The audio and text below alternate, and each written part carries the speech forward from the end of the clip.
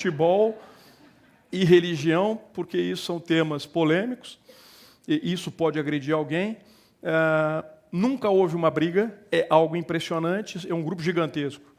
Nunca houve uma briga, não pode vender, então não existe. Vem para o grupo, que depois não vão ficar te vendendo alguma coisa, curso de can.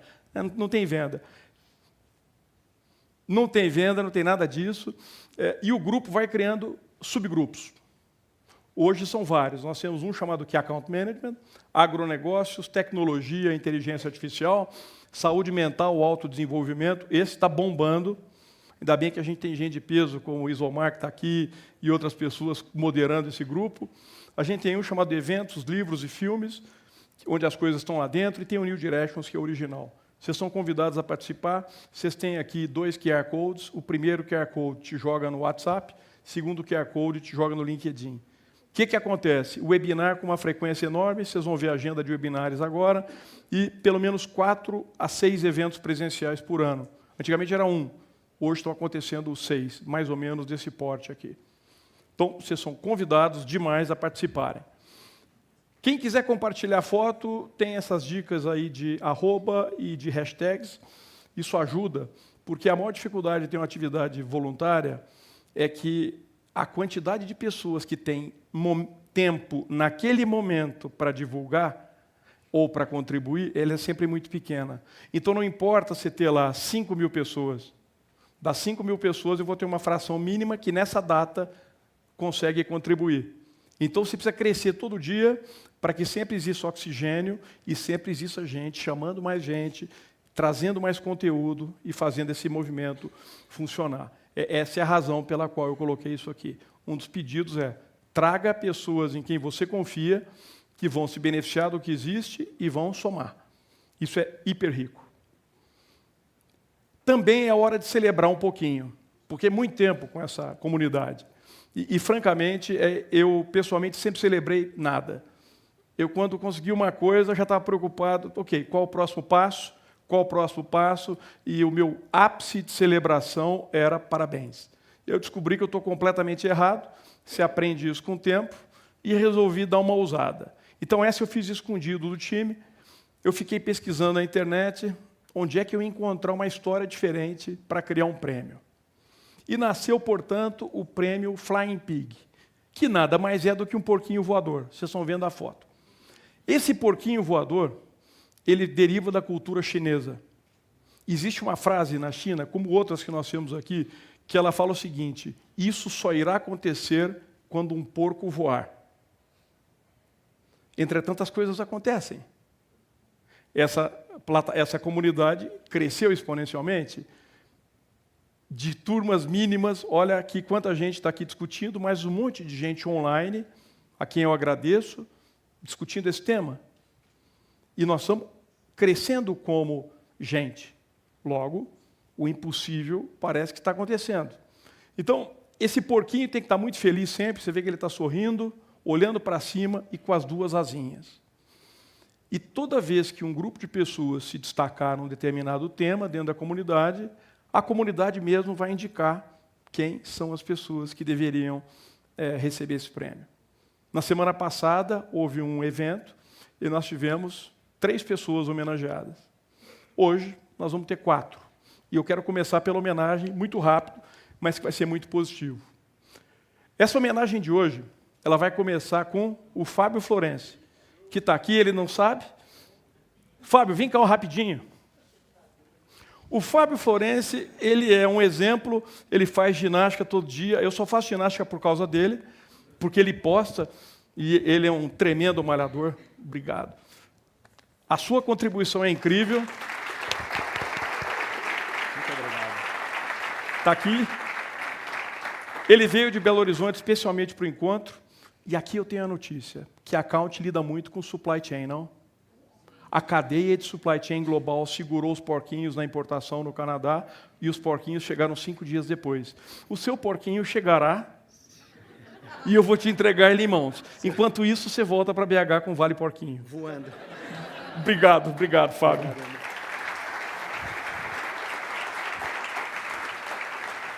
A outra pessoa, eu também não contei para ele, o Márcio.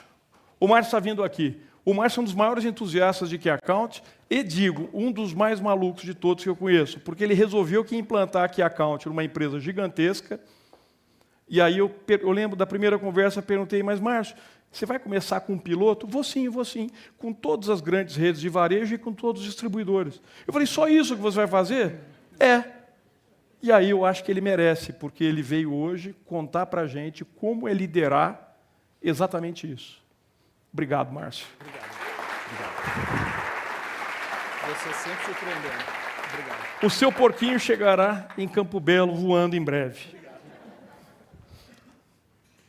Tem uma outra figura raríssima que todo mundo que acompanha a comunidade conhece, que é o Wilton. Ele também não sabia. O Wilton, eu diria que, tecnicamente, ele é uma das pessoas que mais conhece do tema.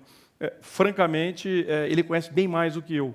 E ao Wilton eu queria dedicar exatamente isso, com duas curiosidades. O Wilton, que é novinho, quando era mais novinho ainda, eu acho que era trabalho infantil, ele trabalhava como líder da unidade de negócio de Diabetes Care da Bayer, e ele foi fazer um dos primeiros cursos. E sem brincadeira, pessoal, eu nunca vi alguém perguntar tanto na minha vida. Anos depois ele se encontra e fala, ô professor, você se lembra de mim? Eu falo assim, como não? Eu te lembro de você, de todas as perguntas que você fez, e o pior, ele veio trabalhar com a gente, ele é atuante na comunidade, e eu só posso dedicar isso a você. Obrigado.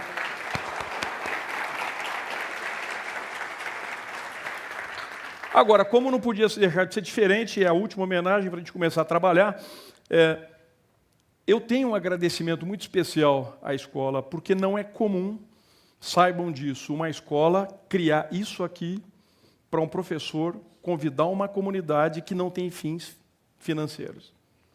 Então, eu preciso chamar aqui a Kelly. A Kelly vai representar todo o grupo brilhante que está aqui, a começar por esse colega, que não tive oportunidade de saber o nome, o Davi, o Luiz, e toda a equipe que, se eu começar a nominar, eu vou errar metade dos nomes, vai faltar gente. Mas muito obrigado. E aqui eu quero ler para você a minha querida e parceira de vida SPM. Afinal, 23 anos juntos é um casamento, não é? Com certeza. Obrigado, Kelly. Obrigada. Obrigada, professor. Obrigado. Posto isso, a gente tem que começar a trabalhar. Então, a primeira coisa é a seguinte, vocês já podem acessar esse código e vocês bombardeiem de perguntas. Eu recebo todas as perguntas e tem mais gente me ajudando a ver isso, porque as perguntas de vocês vão ser respondidas. A forma como a gente vai conduzir são estilo TED Talk, rápido, 15, máximo 20 minutos. Eu sou proibido de falar 15, a equipe me restringiu de falar, porque eu nunca cumpri. Então, eu estou agora usando uma fração 15/20 minutos. Depois disso, nós vamos ter 40 minutos de perguntas e respostas. Nós vamos sentar aqui, vocês têm que bombardear, perguntar tudo que vocês quiserem. E depois disso, tem uma sequência de surpresas, sendo que o ápice estará no final, no último minuto, antes da gente se encontrar para o lanche. Pegaram? Só para eu saber, eu estou conseguindo mandar o código para vocês? Estou não? Não, porque agora eu tive que assumir esse lance, porque, sem brincadeira, ele conseguiu 23,8 pontos percentuais na votação de São Paulo. A nossa comunidade não consegue 450 indivíduos no LinkedIn. Tem alguma coisa errada. A gente não dá cadeirada em ninguém, a gente faz tudo free, ninguém faz pegadinha com vocês, nada. Então tem que melhorar essa performance. Então, eu estou aprendendo com ele, sou um fiel seguidor. Isso é hiper importante, ok? Vocês têm que entrar junto nesse negócio. Último disclaimer importante. Quando a plataforma nasceu, houve um pedido. E o pedido era, tudo bem, não pode vender nada, mas você tem que divulgar a data do curso de CAM, porque o curso de CAM esgota. Então, isso está escrito nas regras da comunidade. Logo, quando eu falar uma coisa do curso de CAM, que é uma novidade, eu não estou cometendo um pecado capital. porque isso está escrito, é público, é a única coisa que pode. E só pode uma vez. Eu combinei isso também. Muito bem, a sequência, o line-up, porque isso aqui é como se fosse uma rave. Vai começar com o Wilton. O Wilton vai chegar aqui bombando, e o papel dele qual é? Ele vai nivelar um pouco a história de Key Account, porque é necessário repetir, escutar de novo, sim, mas ele vai enfocar quem é Key Account, quem não é, e aí ele vai tratar de uma coisa que, em outras palavras, quer dizer o seguinte: todo mundo quer uma coisa complicada e não faz o básico. Por quê? Como voltar ao básico e como o básico te entrega performance em primeiro lugar. Wilton, por favor, vem. A casa é sua. Uma salva de palmas para o Wilton.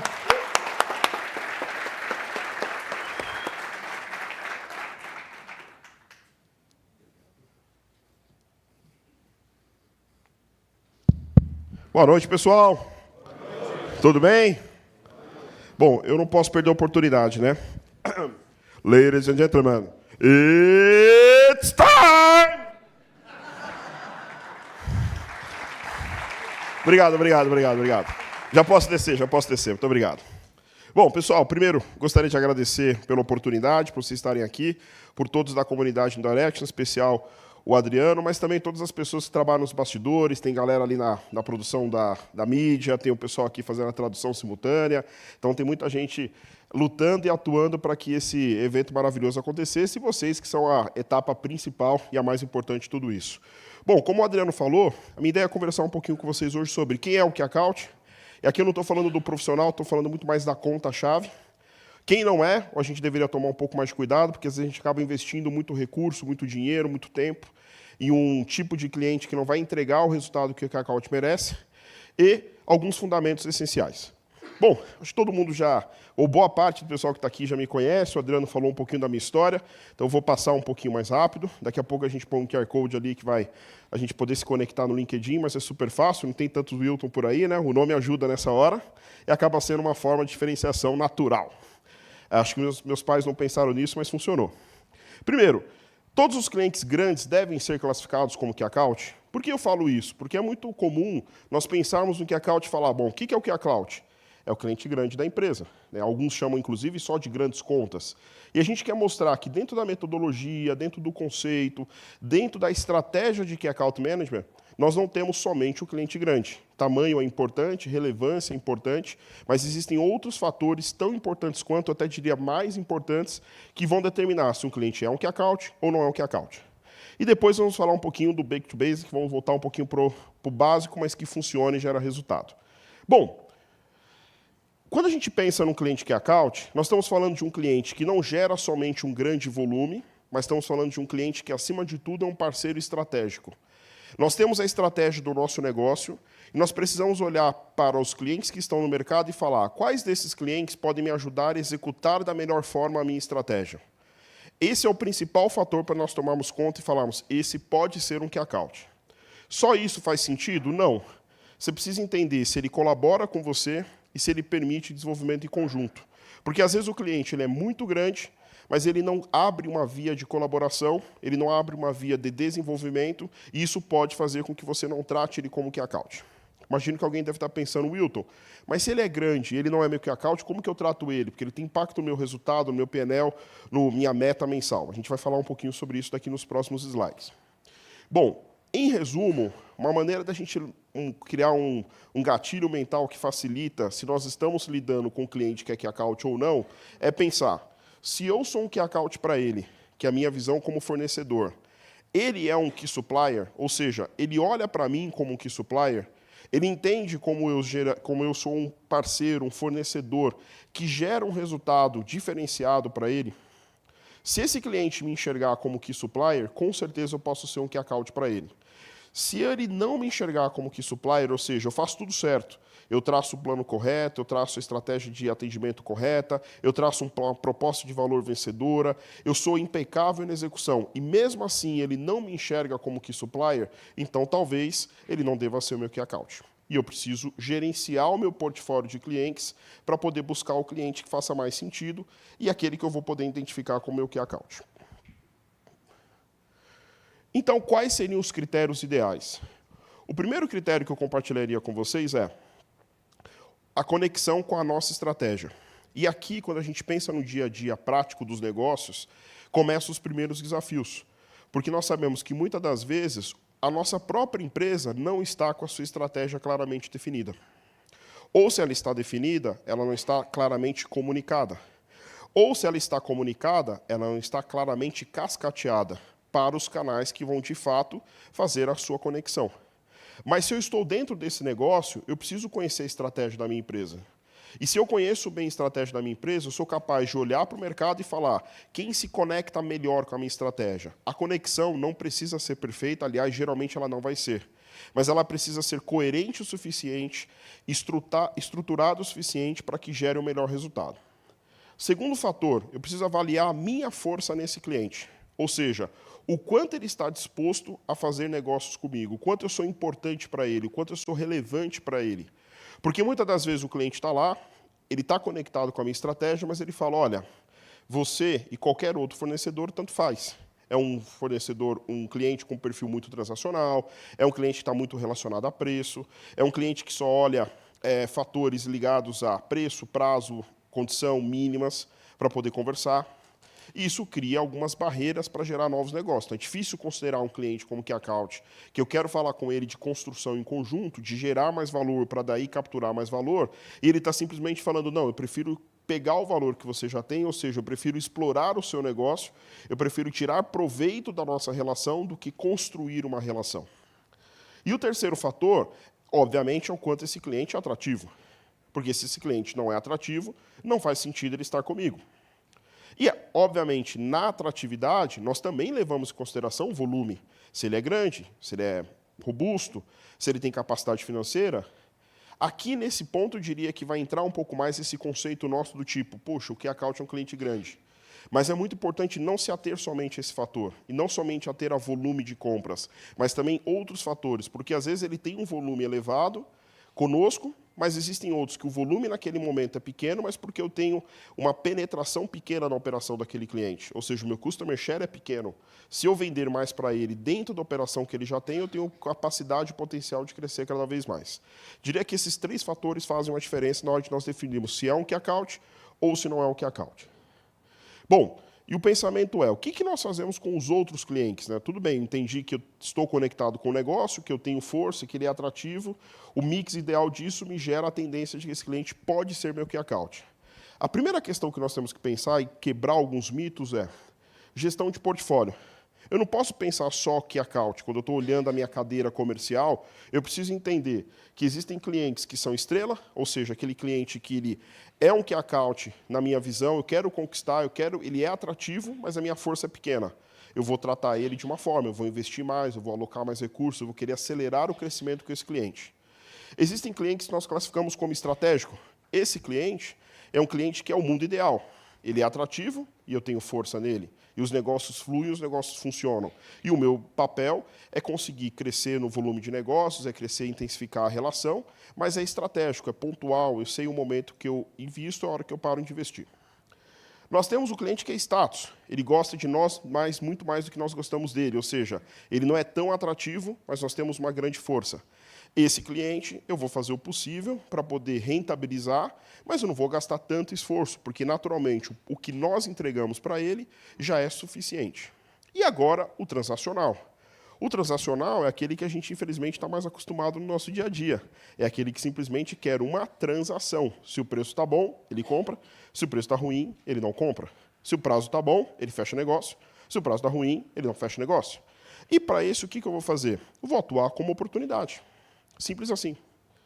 Depois, se eu tenho uma definição clara do que é cada um, eu vou ajustar o meu nível de serviço para isso. E um cuidado, todos os clientes devem ser bem atendidos. Em nenhum momento eu vou falar para vocês, o transacional tem que ser maltratado, tem que ser mal atendido, tem que ser largado às traças. Muito pelo contrário. Mas não adianta você chegar para um transacional com um JBP, com um plano super bem estruturado, com a construção de valor, se ele vai virar e falar assim, bom, no fim mesmo eu queria que você me falasse o preço. Ele é transacional. Então, vamos dar o preço para ele na medida que nós podemos. E vamos tirar essa estrutura cara de atendimento. E vamos tirar essa estrutura de estratégia, essas camadas que nós colocamos para tentar atendê-lo. E depois, e por último, não menos importante, a gente sabe que a Account tem meta. A gente até brincava lá fora, né? Vai aumentar a meta, vai subir a meta vai bater, a meta sempre cresce. A única certeza que nós temos é que o ano que vem a meta é maior do que desse ano. Isso é um fato. Então, todo mundo está rindo que está lembrando, né? É a vida. Ainda bem que está no início do mês, né? Assim, estamos sofrendo só o rescaldo da meta do mês passado, né? Gestão de expectativas. Temos que alinhar, principalmente internamente. Se nós classificamos, cada um tem diferentes níveis de potencial de entrega. Eu olho para esse potencial e alinho a expectativa interna. Eu vou ter mais resultado no estratégico, eu vou ter um pouco menos resultado no estrela, eu vou capturar o máximo de valor no status e eu vou ter oportunidades no transacional, que podem acontecer ou não. Ok? Agora vamos pensar um pouquinho no básico, né? Back to basic, vamos voltar para o básico, porque o básico bem feito, ele tem que ser bem feito antes do avançado, e o básico bem feito gera muito resultado. E eu gosto muito dessa frase do Michael Jordan, que diz: domine os fundamentos e o nível de tudo que você fizer irá subir. Muitas das vezes, nós pecamos, e a gente percebe isso muito, principalmente na comunidade do New Directions, principalmente no grupo de Key Account, às vezes algumas perguntas, né? Poxa, como que eu faço um JBP mais elaborado? Como que eu faço um mais complexo? Como que eu faço uma análise mais difícil? E a gente faz algumas perguntas básicas, né? Poxa, e aí, mas como que está a sua... Você tem uma proposta de valor definida? Não. Você já fez um JBP básico, pelo menos, com o cliente? Não, também não. Você tem alguma governança desse JBP? Não. Você já avaliou esse cliente? Também não. Você já fez uma estratégia de segmentação? Também não. A sua empresa entende o que é Account como estratégia? Muito menos. Poxa, então se o básico não está feito, se o fundamento não está estruturado, como que você vai dar o próximo passo? É sobre isso que a gente vai falar. O que é fundamental em Key Account? O que é básico para a gente manter no nosso radar? Primeiro, estratégia Key Account como estratégia. Não é tática, não é ação de fim de ano, não é salvador da pátria, não é algo que nós vamos fazer e vai resolver o resultado de toda a companhia do dia para amanhã. Não vai. Mas é uma estratégia sólida, consistente, com ROI comprovado, com metodologia, com oportunidade de crescimento tanto para a companhia quanto para os profissionais envolvidos. Segundo, segmentação clara e comunicada. Por que tem que ser clara? Porque não dá para ter aquelas múltiplas classificações que você fala, você segmenta? Sim, eu tenho um cliente ouro, prata, diamante, rubi, safira, é um show de pedras preciosas.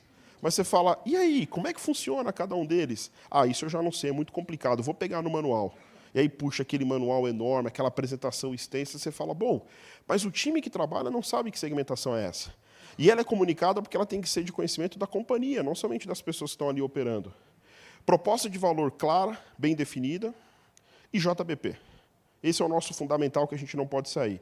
A partir do momento que eu tenho isso bem definido e bem estruturado, eu posso dar o próximo passo e fazer coisas mais avançadas que, naturalmente, tanto nós como cliente vamos demandar e vamos, acima de tudo, conseguir extrair valor disso. Detalhando um pouquinho mais. Key Account, como estratégia.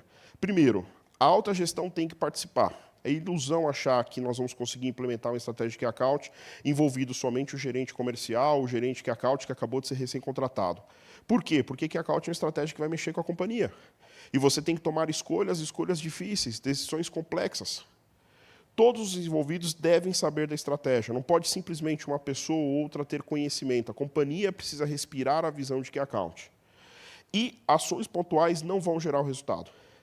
Key Account é uma ação que necessita de tempo para se maturar, para gerar o seu resultado. Não adianta a gente imaginar, implementei o Key Account hoje, obviamente o cliente vai perceber. Existem vitórias no meio do caminho. O resultado melhora, a percepção de atendimento do cliente melhora, a conexão melhora. Você, às vezes, tem uma percepção, às vezes, até negativa, porque você começa a escutar o cliente mais áreas dele, e às vezes você fala assim, nossa, implementamos o Key Account, a gente só está recebendo reclamação dos clientes. Bom, porque muitas das vezes você não ouvia, você não estava próximo dele o suficiente para entender, e agora você está. Mas, independente dessas vitórias de curto prazo, é uma relação de longo prazo, é uma construção, porque a estratégia demanda tempo para ser implementada e percebida pelo cliente e os resultados serem capturados. Depois disso, detalhando um pouco mais a questão da segmentação, nós sabemos que tempo, recurso geralmente financeiro e pessoas são sempre limitados nas organizações. Nós não sabemos, sempre temos uma limitação de quantidade de pessoas para alocar, de tempo para desenvolver as atividades e de recurso para poder investir. Se eu tenho clareza na minha segmentação, eu sei em que momento eu vou alocar mais recursos e para que tipo de cliente. Eu tenho clareza do meu key account, eu vou colocar os recursos que eu tenho para ele, e ele vai me gerar o resultado que eu necessito. E eu preciso colocar naqueles que realmente podem mudar de patamar. A gente não pode correr aquele risco de falar, olha, eu não tenho recurso para atender todos os key accounts, então eu vou definir na minha carteira como 15, mas eu vou pegar o recurso que mal daria para fazer um excelente trabalho em um e vou dividir pelos outros 5. Não vai funcionar. Vamos acertar aonde nós vamos apostar, mas vamos apostar de verdade, atuar de verdade, acreditar de verdade. E a priorização, como todo mundo já sabe, faz parte do mundo dos negócios, então devemos priorizar os nossos investimentos, nossos resultados, e para isso nós temos que claramente segmentar quem é key account, quem não é key account, e que tipo de perfil, que tipo de expectativa eu tenho com cada um dos clientes. Agora, proposta de valor. Eu decidi trazer a frase do Adriano não só para agradecer pelo meu porquinho, né, garantir minha presença nos próximos eventos da comunidade, mas também porque eu realmente acredito nela. E é uma das melhores definições que eu já vi de proposta de valor, se não a melhor numa única frase. Por quê? Porque quando a gente pensa em proposta de valor, e a gente fala identificar como único, já começa a mostrar que a nossa proposta de valor não pode ser pausterizada. E se eu tenho diferentes tipos de key account, eu não posso ter a mesma proposta de valor para ele. E o nosso cliente tem que nos identificar. Não adianta eu simplesmente falar, eu tenho essa proposta de valor, e o cliente vai lá e falar, mas eu não reconheço ela. Eu nem sabia que você tinha. Aliás, eu não acredito nela. Então, ele precisa realmente identificar.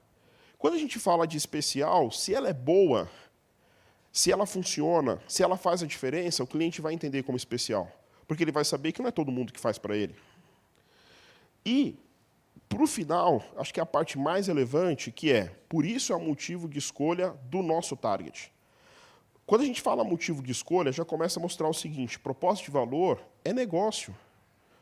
Ninguém está falando aqui de abraçar a árvore. Ninguém está falando de um discurso jogado sem nenhum tipo de fundamentação. Nós estamos falando de algo que realmente pode fazer a diferença na relação com o cliente. Então, a proposta de valor tem que se mostrar assertiva. No fim do dia, o cliente tem que gerar mais negócios, negócios crescentes. E tem que ser para o nosso target, porque um dos maiores problemas que nós temos é, geralmente, a nossa proposta de valor tenta atingir tudo. E não é possível atingir tudo. Nós temos que definir claramente. Faz sentido para algumas pessoas, não vai fazer sentido para outras. Faz sentido para algumas companhias, não vai fazer sentido para outras companhias. Se nós tivermos essa clareza, facilita demais a nossa construção da proposta de valor, que por si só já é um processo difícil. O que nós temos que pensar? Ela tem que ser relevante para o nosso cliente. A nossa companhia tem que ser capaz de entregar. E deve nos levar para um oceano azul, ou seja, deve nos afastar da competição. Deve ser algo que o mercado não está fazendo. Deve nos proporcionar um novo mercado. E o que nós temos que pensar? Se ter uma proposta de valor nos leva a tudo isso, a ausência de uma proposta de valor claramente definida nos leva para o mercado de preço. Porque quando eu não enxergo o valor, eu enxergo o preço. E aí vira uma competição. Quem dá mais desconto? Menos 5, menos 10, menos 15, menos 20. Principalmente no mercado B2B. Sabemos que aqui tem várias pessoas que atuam nesse segmento. Quando você não tem uma proposta de valor claramente definida, o que vale? É aquele que vende mais barato. Então, vale a pena investir tempo no desenvolvimento, vale a pena trazer um alinhamento claro na companhia, vale a pena fazer um esforço para gerar um resultado consistente, para gerar uma proposta de valor matadora. Continuando, e já caminhando para o encerramento, por último e não menos importante, nós temos o JBP, que já passou por diversas fases, né? A gente já virou reunião para pedir verba, já virou reunião para poder definir uma meta do ano que vem que não vai ser cumprida, já virou uma reunião bonita para a gente apresentar 500 slides para o cliente que ele não vai estar olhando e no final ele fala, bom, agora chegou a parte que eu gosto, me fala quanto que você vai investir o ano que vem que está tudo certo. Então, a gente prioriza que o JBP deve ser um plano construído de fato em conjunto. Obviamente, que você conhecendo o seu cliente, você sabe qual parte faz sentido desenvolver com ele, qual parte você vai desenvolver internamente. o seu JBP para o cliente completo interno e aquilo que você vai levar para as reuniões de atualização com ele. E qual a estratégia que você vai fazer. Mas o ideal é que isso realmente seja feito em conjunto. É óbvio, mas geralmente não acontece. E, às vezes, em conjunto, a gente tem que levar em consideração o perfil do cliente. Você pode virar para ele e falar, ok, quais são as suas expectativas? Já é o início de uma construção em conjunta. Construção em conjunto não é simplesmente sentar numa mesma sala e fazer a única apresentação, mas é levar em consideração de verdade os inputs do cliente, as expectativas do cliente, a percepção do cliente. Isso é construção em conjunto. Deve ter onde nós estamos, com clareza. Muitas das vezes nós perdemos a oportunidade de fazer um bom JBP porque nós queremos não mentir, mas ocultar o cenário atual, porque vamos levar para uma reunião que geralmente eu vou levar o meu chefe, o diretor, o CEO, e vou apresentar um número que não está difícil. Pessoal, todo mundo já sabe. É melhor você controlar o discurso, você simplesmente deixar cada um imaginar o porquê aquilo está acontecendo e, principalmente, o que você vai fazer para resolver. Então, a clareza do cenário é muito importante. A clareza dos indicadores, se a gente está crescendo, se a gente está caindo, se o volume de negócios está indo bem, está indo mal, tem que ser cristalina. A partir do momento que eu tenho clareza onde eu estou, eu tenho no meu plano para onde eu quero chegar. E o quão distante eu estou dele. Se eu estou crescendo, se eu estou gerando a margem, se eu estou tendo o nível de serviço esperado, se eu estou tendo o nível de parceria esperado, se eu estou tendo o nível de desenvolvimento de projetos em conjunto, implementação de novos produtos, lançamento de novas plataformas, dependente do seu segmento. Você tem os seus KPIs, você tem os seus drivers, e você precisa falar, eu estou entregando sim ou não. E, por fim, como nós vamos chegar lá? Lembrando, juntos, não é só o cliente fazer a parte dele e você fazer a sua, mas como que vocês podem somar os dois e dar mais do que simples desafiar a matemática, né? A gente pode fazer um cliente, um key account, mais uma indústria, mais um negócio, mais um key supplier, somar as forças e que aquilo, os dois juntos, possam valer mais do que os dois isolados. Esse é o nosso desafio. E, por fim, deve ter governança. Uma palavra que no Brasil a gente associa muito ao mundo da governança corporativa, né? Conselho de administração, diretoria executiva, mas aqui a gente não está falando nesse sentido, a gente está falando de acompanhamento.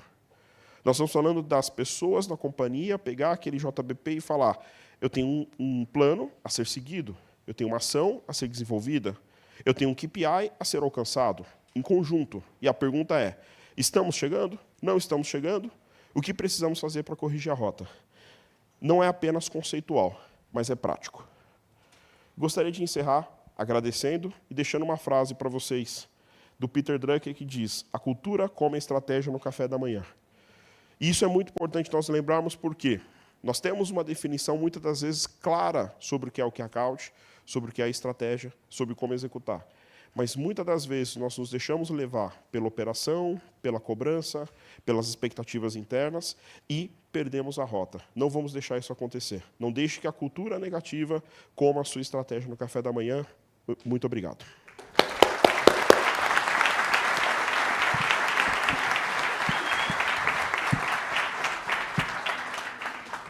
Ei, Wilton, parabéns, meu caro. Obrigado.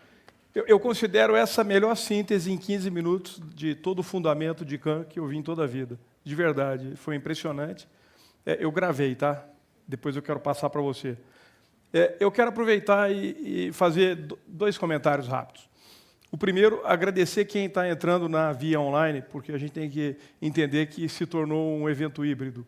E dentro da via online, eu quero agradecer a equipe que está fazendo a transcrição em Libras, o que é uma forma de inclusão absolutamente respeitosa e que a gente deveria fazer isso com maior frequência. Isso foi uma sugestão de um colega aqui da escola, do Vitor, a quem eu parabenizo pela iniciativa. Às vezes, a gente precisa de alguém para dar um toque, para dar uma ideia, e é assim que a comunidade cresce. Existe uma pergunta sobre o que o Wilton colocou, importante. Todo mundo tem que refletir sobre como nós somos comparado com o mundo. Essa é uma pergunta importantíssima de ser feita, porque sempre tem um benchmarking, te ajuda a entender o que você precisa fazer. E aí eu vou pegar a experiência dos nossos clientes. Nós trabalhamos pouco key account na Ásia, mas bastante key account Europa, Estados Unidos, Canadá e América Latina.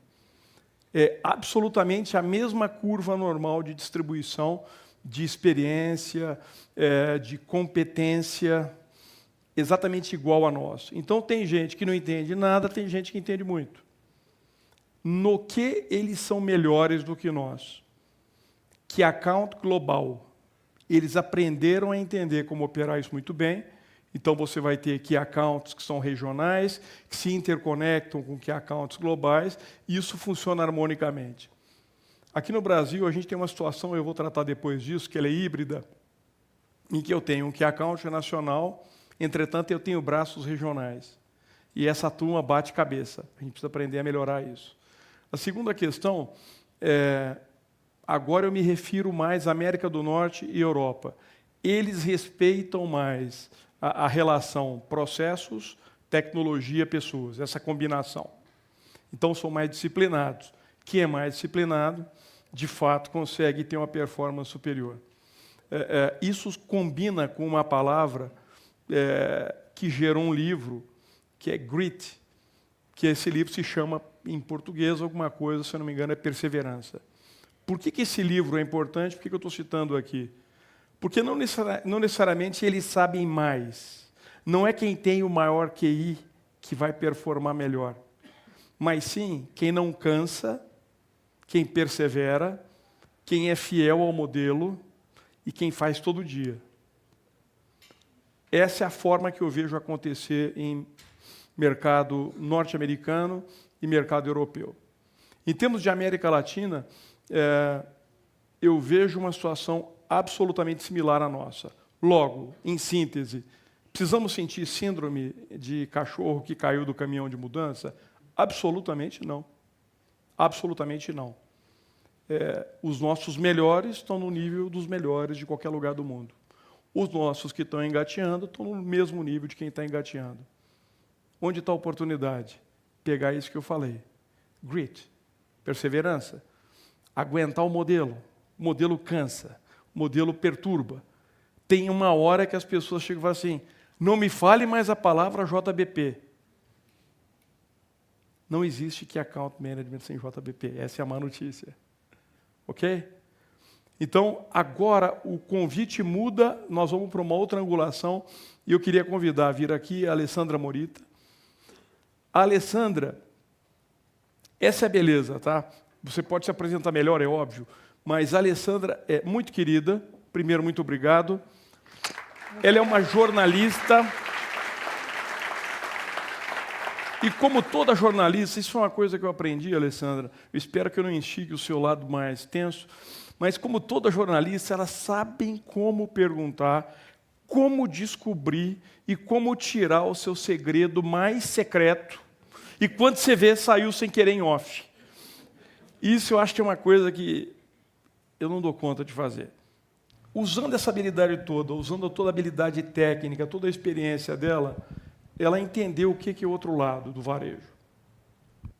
E ao invés de trazer vários profissionais de varejo para contar aqui as coisas para a gente, pareceu que fazia sentido ter alguém com o calibre dela para contar essa história. Qual é meu pedido? Extrapolem isso, porque tem gente aqui que não está no varejo. Tem gente aqui que está fazendo B2B em transações de oil and gas. Eu posso te confessar, tudo que ela vai falar é mais ou menos igual. Tem gente aqui que trabalha com indústria química, igual. Então, a gente precisa abolir, quem me conhece um pouco mais sabe que eu sempre começo uma conversa dizendo, tira aquela história de que contigo é diferente. Porque é só você que acha que é diferente. Nunca é. Os processos são todos mais ou menos uniformes, as problemáticas são mais ou menos similares, mas a gente sempre acha que está na pior posição. O objetivo aqui é benchmarking, e eu tenho certeza que vai ser de sucesso. Eu quero te entregar aqui o seu passador de slides e te agradecer infinitamente por estar aqui, Alessandra. Obrigado. Apanhando aqui já do microfone, mas, gente, boa noite. É um prazer estar aqui com uma plateia tão qualificada.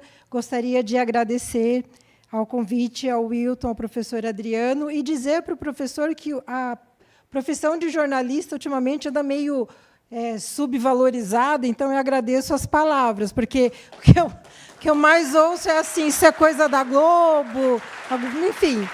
Mas eu agradeço porque realmente a gente soa assim para conseguir as informações que a gente quer compartilhar com vocês.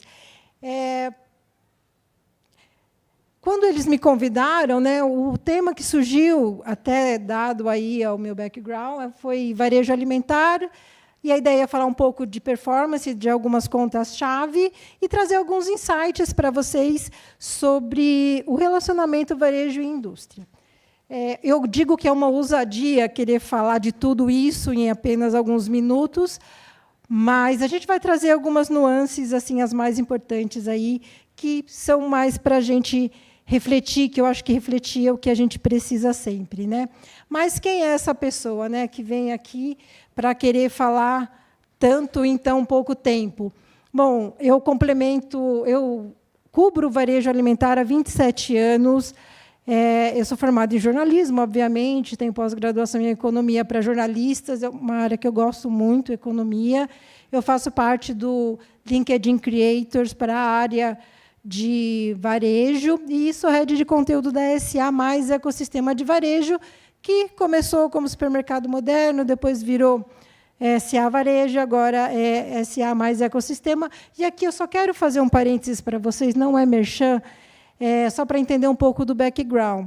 Na SA+, a gente lida diariamente com varejistas, a indústria também, por meio desse ecossistema que a gente tem, que passa por notícias, a gente atualiza o nosso portal todos os dias, a gente tem a revista ainda também, tanto no formato digital quanto no papel, ainda tem gente que gosta, e a gente tem viagens internacionais, mas, principalmente, a gente tem os nossos eventos de relacionamento que nos trazem muita informação sobre como é o relacionamento, algumas aspirações do varejo em relação à indústria e, claro, também recebe da indústria a mesma coisa. A gente tem cursos e tudo mais. Mas, quando eu pensei assim, falar para um grupo de Key Accounters, a primeira coisa que eu pensei foi, lá em 1997, quando eu comecei a cobrir esse mercado, como era o segmento de Key Accounts. Então, dramaticamente, eu acho que era mais ou menos isso daqui. A gente contava, pode ter aí uma ou duas empresas que faltam, mas a gente contava nas mãos, assim, muito facilmente, quantos Key Accounts a gente tinha no varejo alimentar. Em 2024, esse é um cenário, dramaticamente, eu acho que não estão todas as empresas aqui, com certeza faltam algumas, mas é um fato que o setor cresceu muito e as empresas evoluíram. Então, por isso que a gente tem uma quantidade de Key Accounts maiores, mas eu estou muito alinhada com o Wilton. Eu acho que o conceito de Key Account hoje não são só aquelas empresas que respondem pela maior parcela dos negócios que vocês têm, tanto do ponto de vista de faturamento quanto de volume, mas também aquelas empresas que são importantes, são uma vitrine, são formadoras de imagem para algumas categorias de vocês ou para as principais categorias de vocês, e outras que não são tão grandes assim, mas que são muito abertas a inovações, que permitem que vocês testem novas estratégias, novas ferramentas, novas formas de atender o consumidor, e elas acabam se tornando importantes por isso também. Tudo isso para dizer que o trabalho de vocês hoje é muito mais complexo do que era algumas décadas atrás.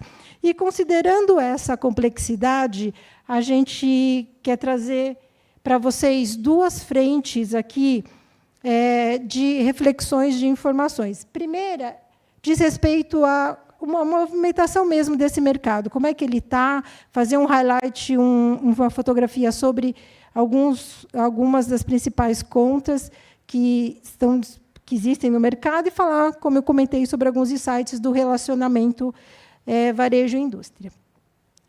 Falando sobre a questão das movimentações, a gente vai trazer primeiro um dado da Nielsen, o estudo completo vocês podem baixar depois, ali naquele QR Code, mas é um retrato do primeiro semestre deste ano, que mostra que todos os canais de varejo alimentar cresceram em valor e em volume no primeiro semestre. E isso puxado principalmente pela melhora do cenário econômico, pela melhora do poder aquisitivo do consumidor, né? Porque houve o controle da inflação, enfim, essa história vocês conhecem também. Esses são os canais que se destacam. E, dentro desse cenário, as classes de menor poder aquisitivo elas tiveram uma impulsão importante nos gastos. Os gastos delas subiram 7,5% no primeiro semestre desse ano. E aí a gente deu o retrato geral, vamos dar um zoom agora, né? A gente vai trazer um dado de um relatório que a gente produz na SA mais Ecossistema de Varejo, que se chama Varejo Alimentar em Contexto. A gente pega 5 empresas de capital aberto do segmento alimentar e faz uma compilação e algumas análises do desempenho dessas empresas. E lá vocês vão encontrar os dados de desempenho mesmo, de rentabilidade, margem bruta e tudo mais, dá para entender um pouco do desafio dessas empresas. A gente está falando do Carrefour, do GPA, do Grupo Mateus, do Cencosud, e do Açaí, né? Então, fazendo esse recorte, o que a gente vê? O estudo vocês podem baixar ali também, se tiverem interesse, também é gratuito. Juntas, essas empresas faturaram quase 130 bilhões no primeiro semestre desse ano. É uma soma importante e elas crescem principalmente pela expansão. Isso é o que mais puxa o crescimento delas, mas também é o que puxa praticamente todo o mercado. Se vocês olharem, as regionais crescem bastante, elas inauguram o tempo todo, e é uma loucura para a gente cobrir isso, vocês não têm noção. Assim, todo dia tem umas 10 notícias só de lojas inauguradas. E eu acho interessante a gente fazer também, olhar o atacarejo dentro dessas operações, né? Hoje, o atacarejo ele representa 70% do faturamento bruto dessas empresas. Isso é bastante significativo, porque as estratégias têm que se moldar para isso também. Tá? E o principal crescimento continua sendo de expansão, e o atacarejo ele é um modelo que as empresas vêm escolhendo do varejo alimentar para expandir. A gente vê isso nessas 5 empresas, mas também vê isso no mercado como um todo. O destaque aí é para o Grupo Mateus, todo mundo conhece. A empresa ela vem inaugurando muito, mas ela também tem uma boa operação ali no Nordeste, onde ela está avançando sobre o mercado. E aí acho que vale a pena a gente olhar também a questão do varejo. A operação de varejo representa 24% para essas empresas sobre aquele faturamento de quase 130 bi. Não fecha 100%, porque elas têm outros negócios que não estão aqui, como clube de compras, atacado tradicional, no caso do Mateus, ou mesmo o Banco Carrefour, entre outros negócios. Mas aqui os desafios eles são diferentes. Por exemplo, o Carrefour, hoje, ele cai tanto no total de lojas como em mesmas lojas, porque ele está transferindo lojas que antes eram hipermercados para outros formatos, justamente porque a gente sabe que o formato de hipermercado já não vem evoluindo da mesma forma. Então, ele está fazendo todas essas conversões. E também tem a questão do GPA. O GPA ele tem esse crescimento acima em mesmas lojas, mas também tem algumas questões metodológicas, porque eles não divulgam o resultado fechado de mesmas lojas para o primeiro semestre. Mas a gente fez uma média entre o primeiro e o segundo para a gente ter uma ideia.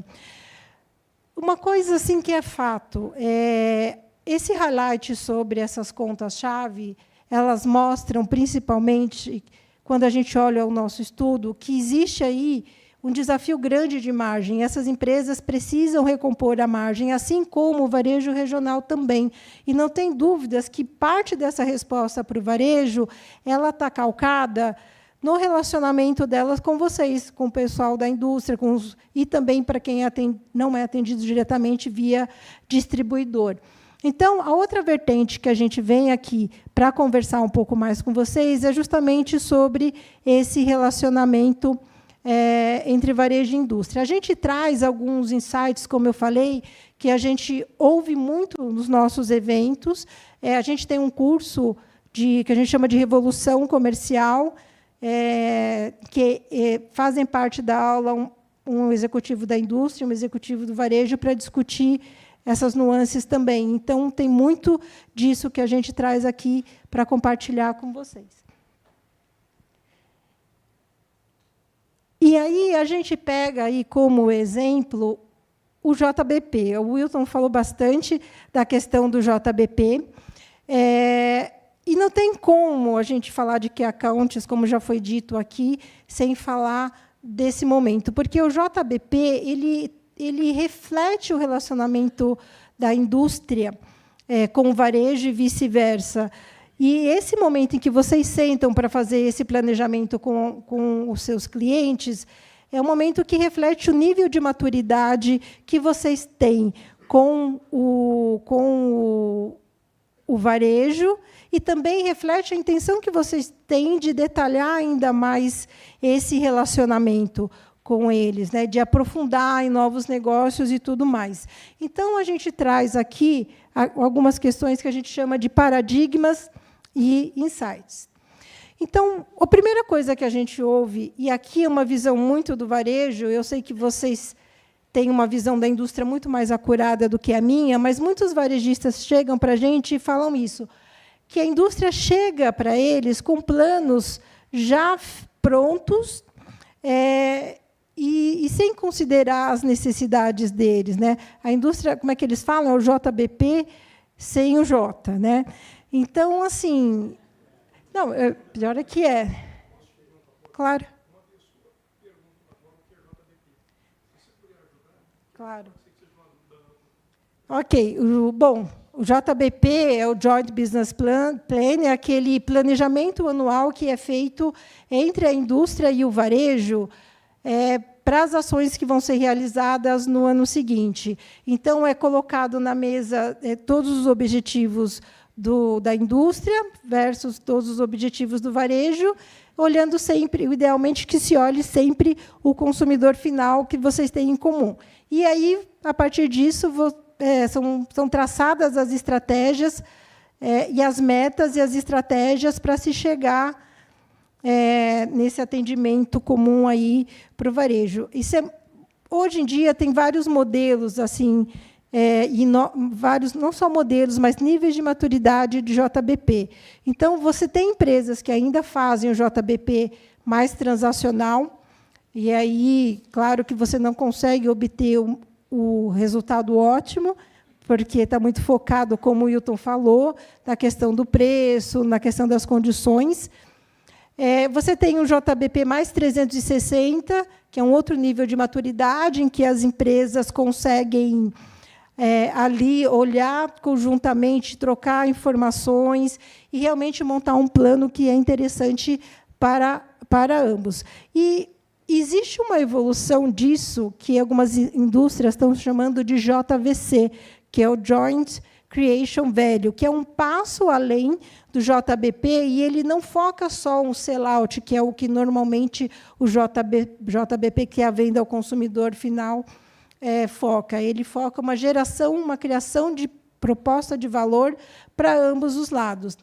E um outro ponto também importante, se me permitem, aí, já que a gente está falando de JBP, é que algumas empresas estão já estão avançadas no modelo em que o JBP não se restringe apenas às áreas comerciais.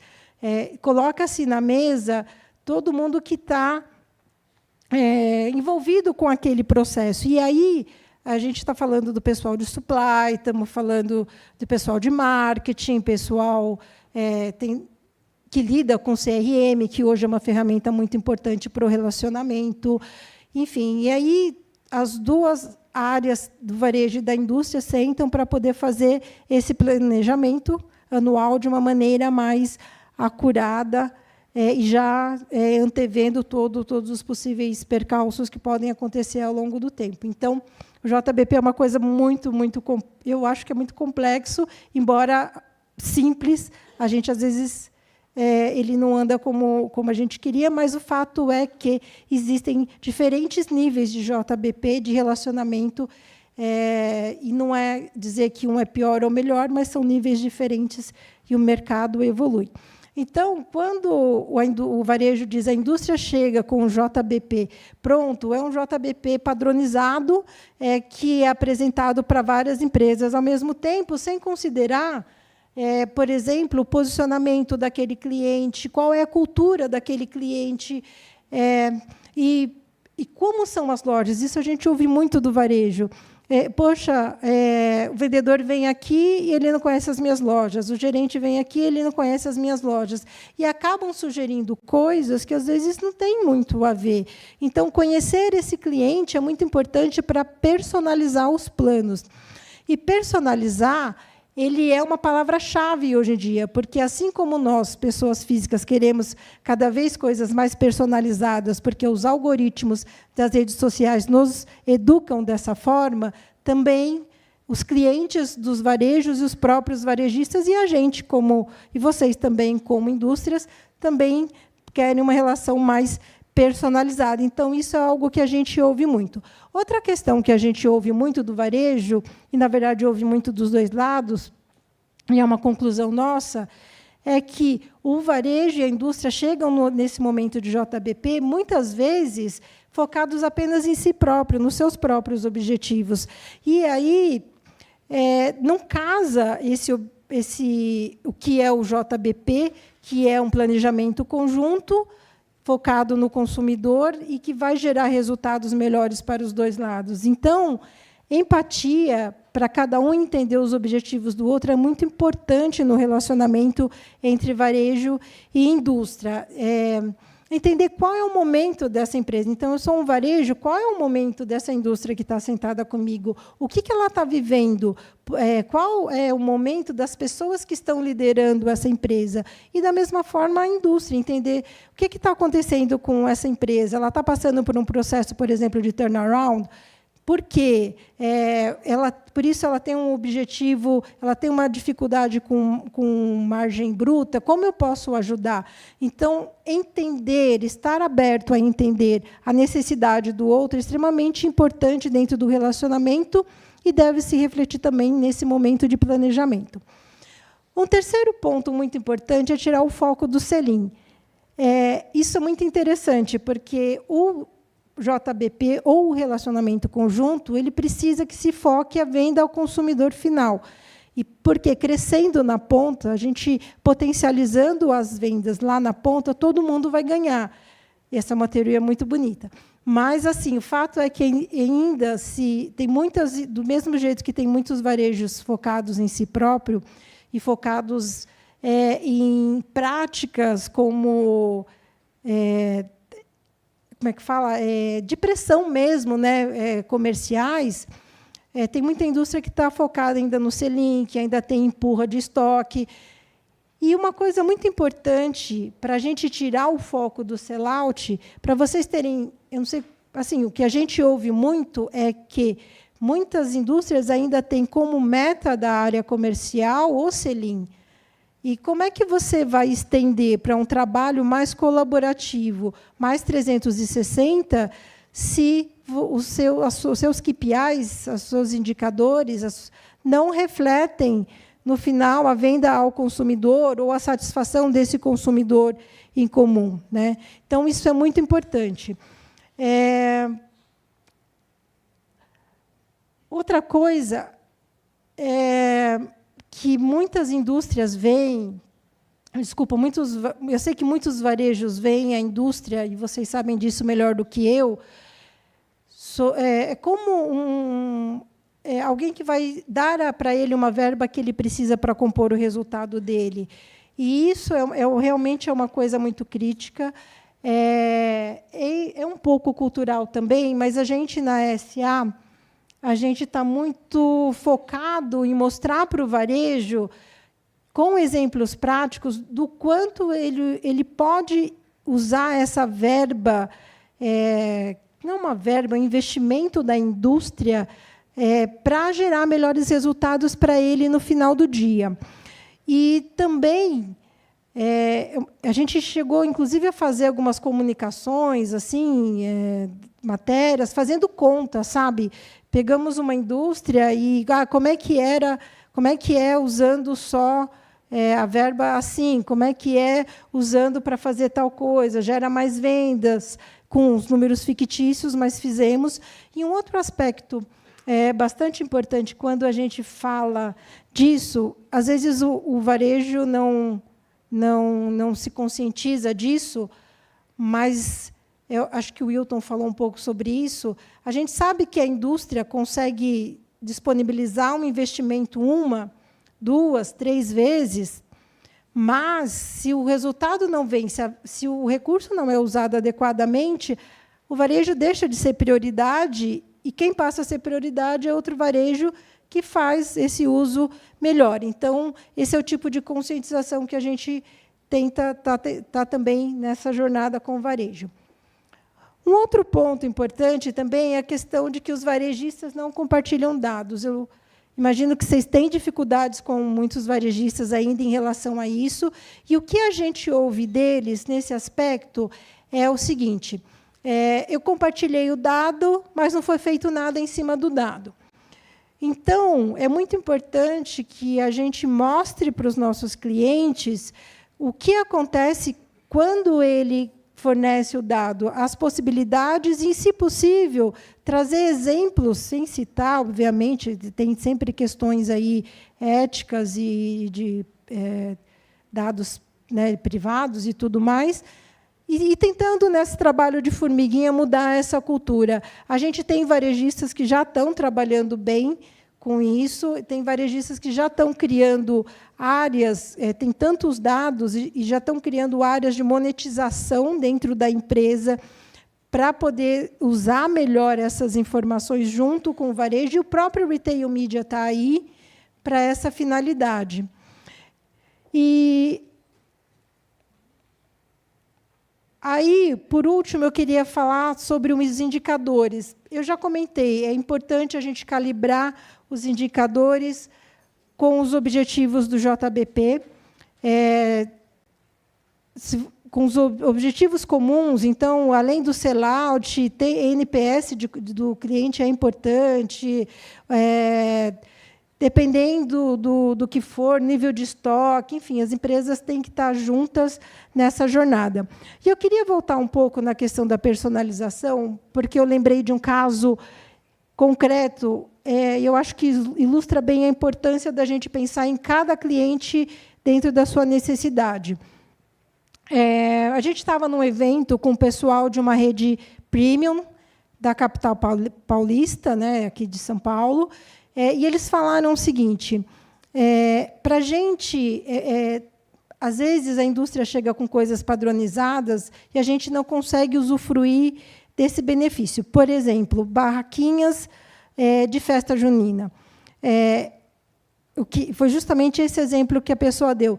As indústrias chegam com as barraquinhas todas padronizadas, e a gente sabe que tem um motivo de ser padronizada, tem uma série de razões para isso.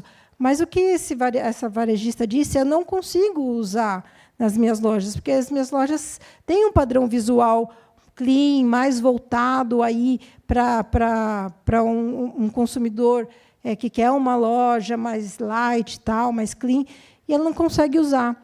Então, é difícil a gente padronizar essas coisas. Tem questões de escala, mas, às vezes, nos clientes que são realmente efetivos, não só no tamanho, mas porque eles são parceiros de verdade, pensar em coisas desse tipo, né?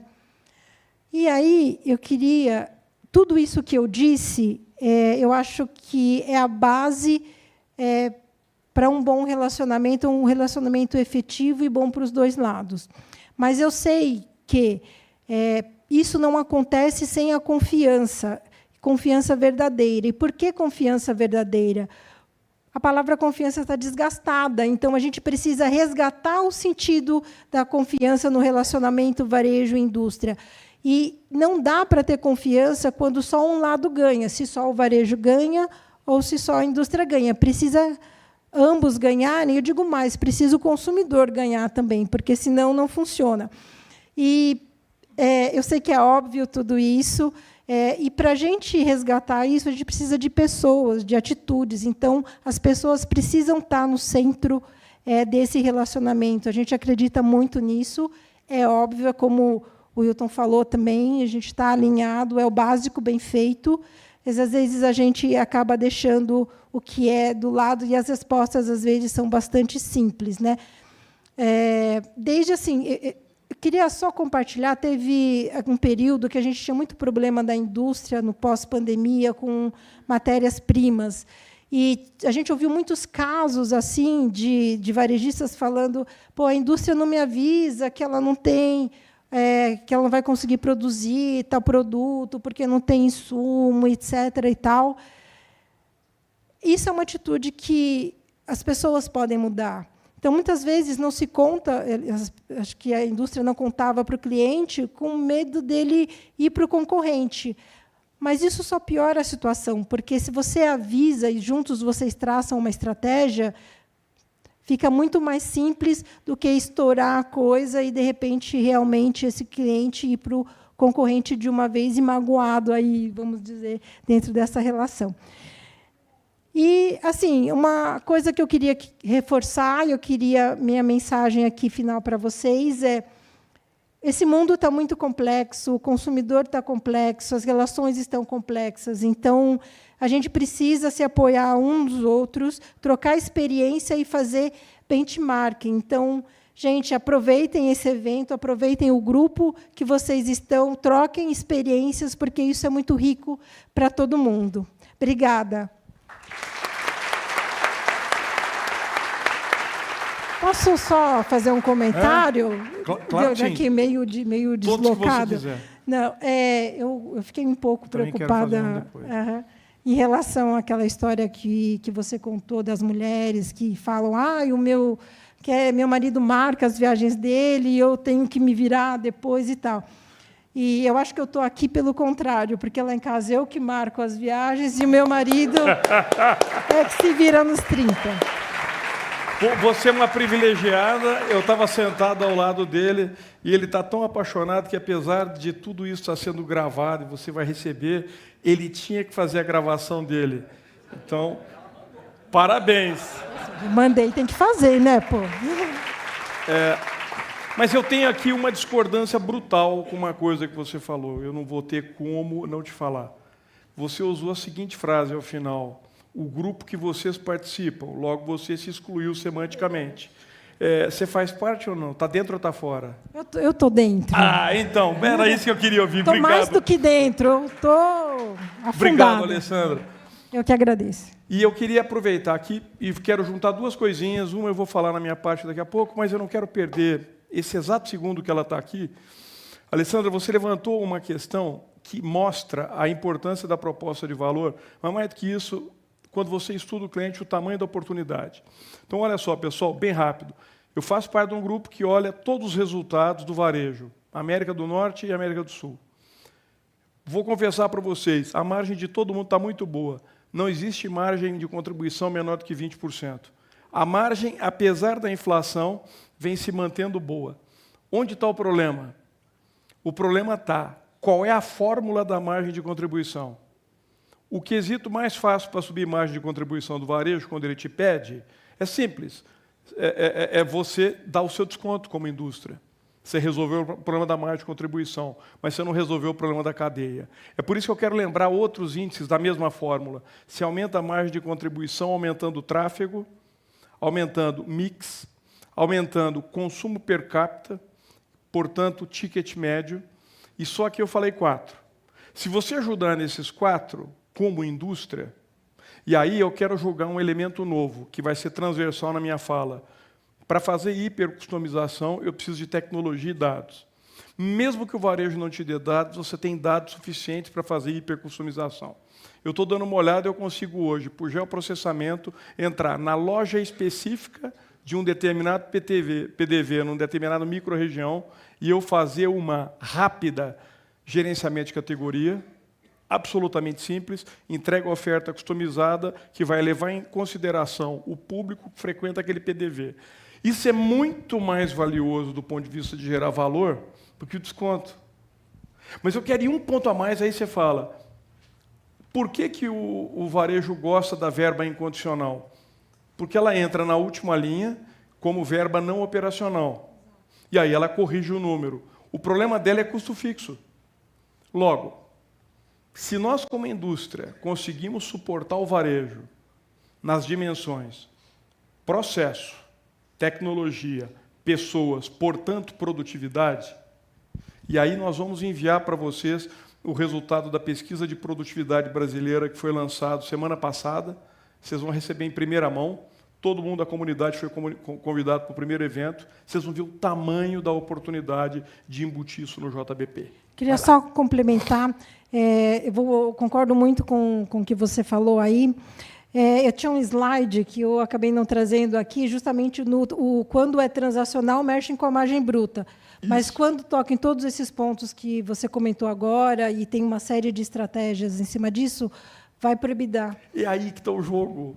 E aí surgiu uma expressão nova que eu quero contar para vocês. Eu não sei se você está usando ela.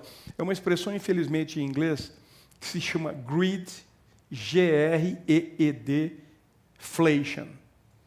Que ela quer dizer o seguinte, existe inflação que é estrutural. Só que existe inflação que é tomada por decisão. A tomada de decisão é quando você sobe o preço no PDV para você ficar compensando o seu resultado a despeito das condições que o mercado oferece.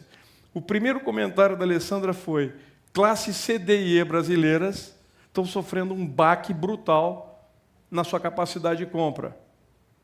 E fazendo, além de muitos de nós aqui, todo mundo vai negar, mas muita gente apostando, betting. Essa combinação destrói a sua capacidade de viver, a sua capacidade de se alimentar e tudo mais. Quando o varejo está recompondo, acima dos níveis, e você mede isso de uma maneira simples, pega a linha histórica de margem. Se a margem está mantida, eu só estou tomando decisões que preservam margem.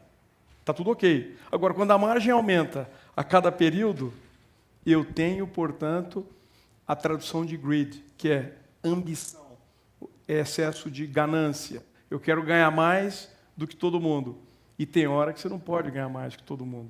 Tem hora que tem um grupo que é a cadeia produtiva inteira, a indústria inteira, e, principalmente, cada um de nós, que toma hoje uma bomba cada vez que vai ao supermercado e compra um terço do que era a nossa cesta de compra. Então, nós temos que romper isso, e até para isso serve o CAN, JBP na veia. Super obrigado. Muito obrigada. Mas agora, para entrar na próxima conversa, eu vou chamar o Márcio. E vejam, foram vocês que pediram.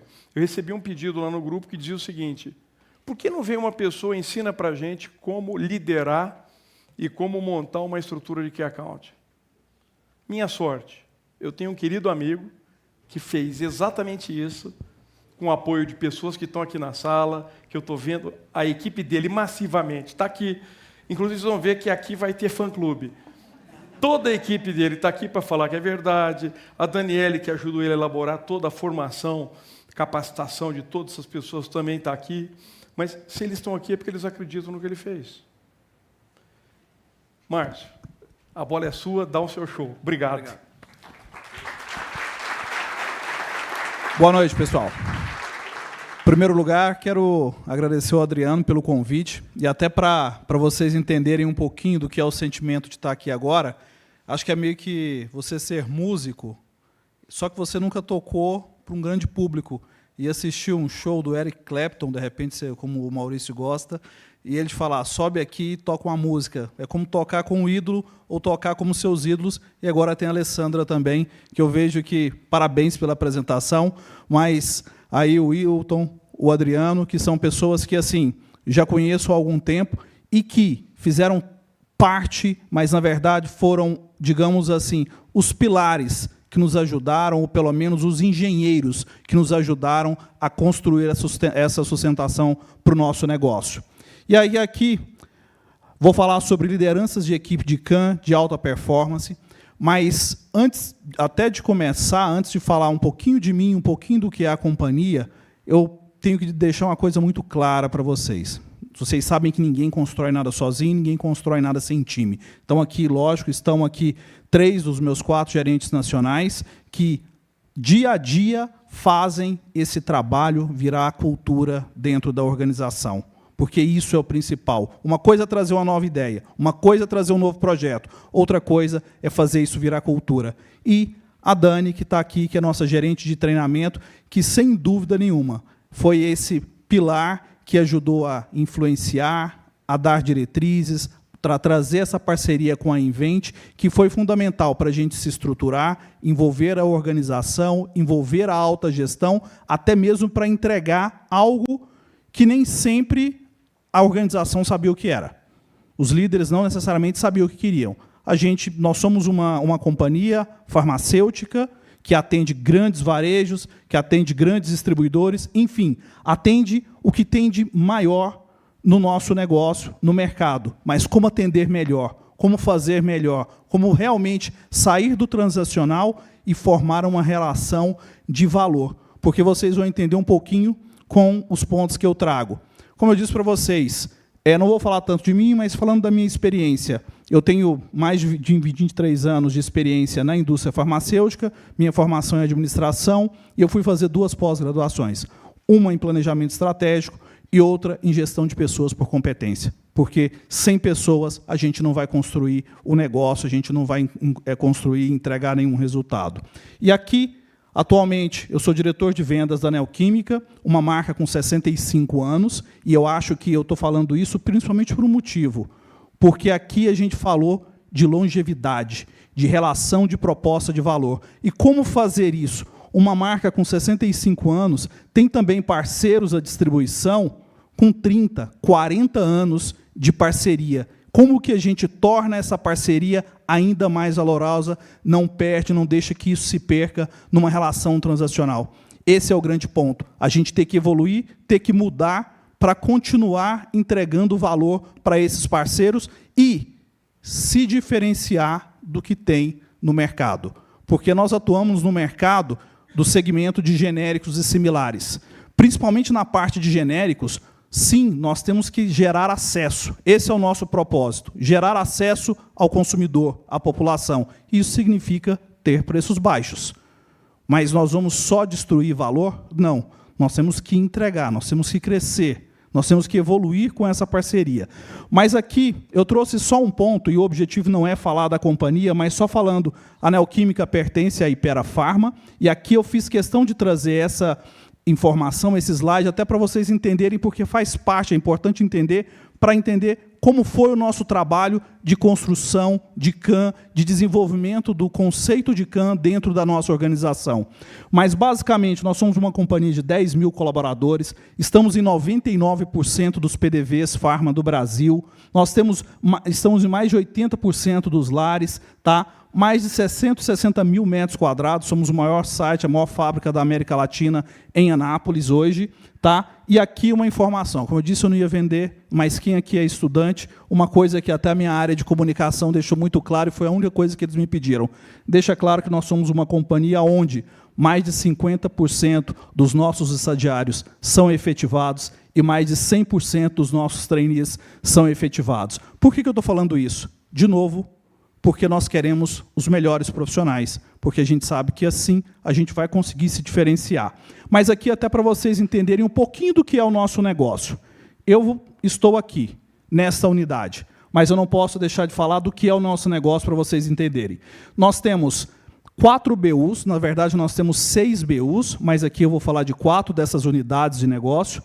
A parte de produtos prescritos, que é onde vai o médico, tá? Aonde vai o nosso propagandista médico, para fazer a propaganda dos nossos produtos de marca, não da Neoquímica, mas de produtos como Adera, Alívio, lá no médico. Nós temos a parte de Consumer Health, onde tem marcas extremamente conhecidas, como Buscopan, Benegrip, onde nós temos um pilar pautado na mídia, seja ela online, seja ela offline.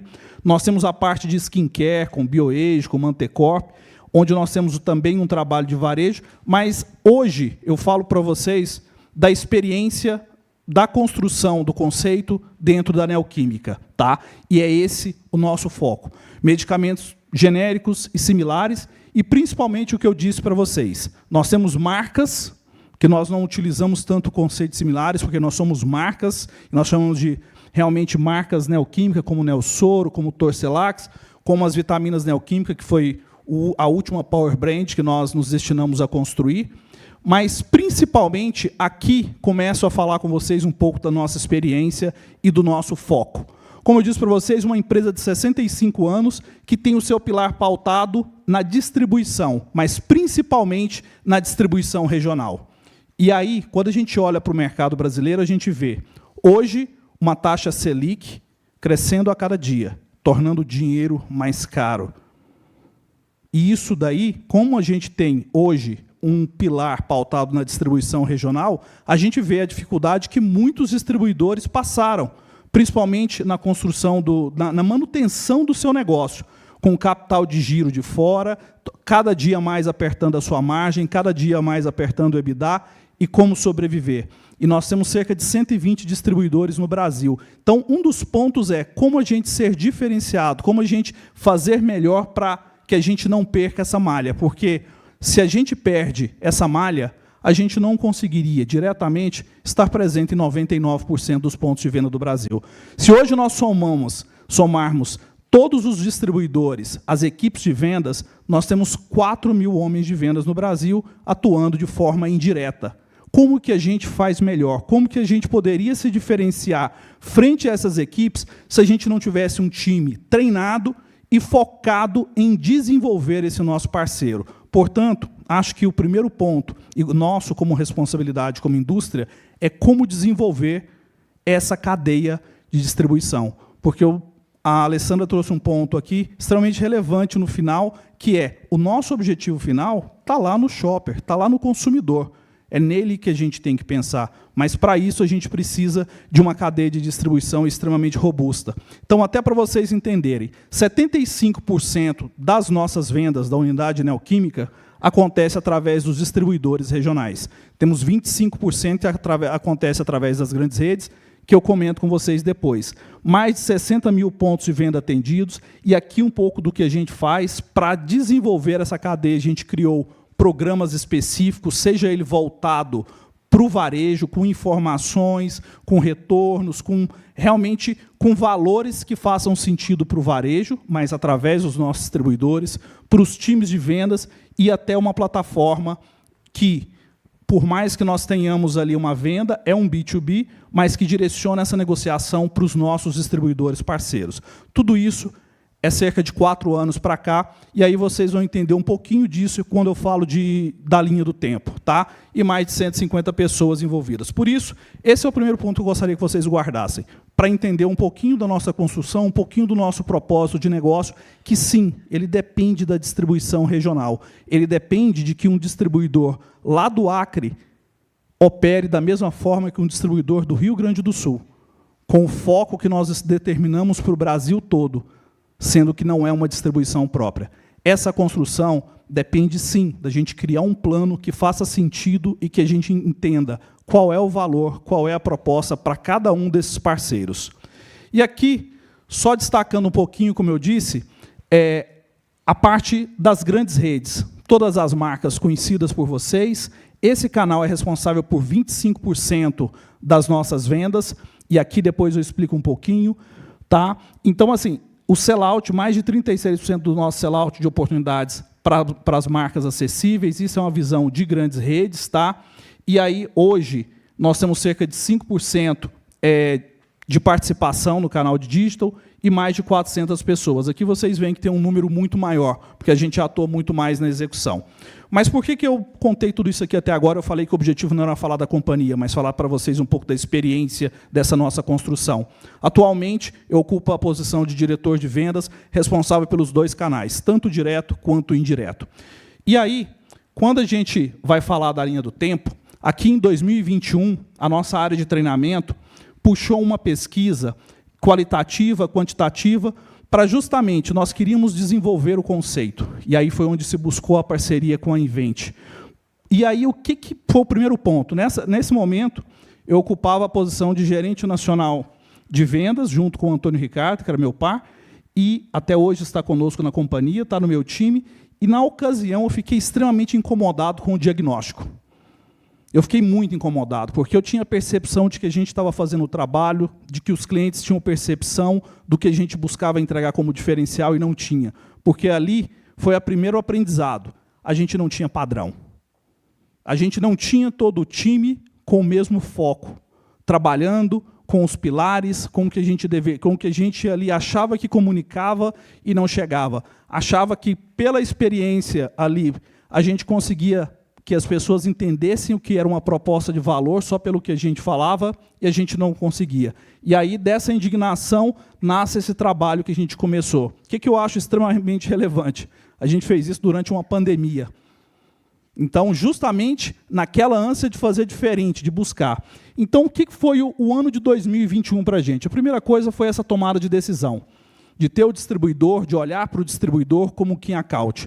E pensando nisso, olhar, toda a clusterização, eu vi o Wilton falando aqui, como eu disse, é ver um ídolo falando, porque naquele momento ele trouxe toda essa parte, a Invent trouxe essa parte, e a gente queria entender, ainda meio distante, mas a gente começou a buscar, a clusterizar os clientes, a segmentar e entender como nós vamos trabalhar com cada um desses clientes, cada um dessas partes. E aí a gente foi trabalhando e a gente começou essa jornada de desenvolvimento e capacitação do time. E aqui, tudo isso é co-construção. Eu disse para vocês que ninguém constrói nada sozinho. Nesse primeiro momento, a gente teve que, sim, influenciar os líderes desse time. E eu fazia parte, eu comprei essa ideia desde o início, justamente o que a gente queria fazer de diferente. Mas, mais do que isso, a gente tem que influenciar uma área de excelência comercial, uma área de inteligência de mercado, nós temos que influenciar a área de TI. Mas, antes de mais nada, a gente conseguiu um apoio fundamental, que era do diretor da área, que entendeu o que era a proposta e, a partir daí, nos ajudou a envolver todas as outras áreas. Esse foi um primeiro passo que a gente trabalhou bastante em 2021.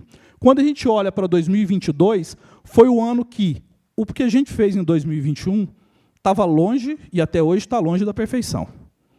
Mas aquilo que a gente construiu, a gente deu o primeiro passo, e o 2022 a gente começa a ver, dentro do que nós construímos de um plano distribuidor, olhando para a governança, enfim, um programa de excelência, as dashboards que a gente tinha, porque naquele primeiro momento a gente olhou processos, a gente olhou para pessoas.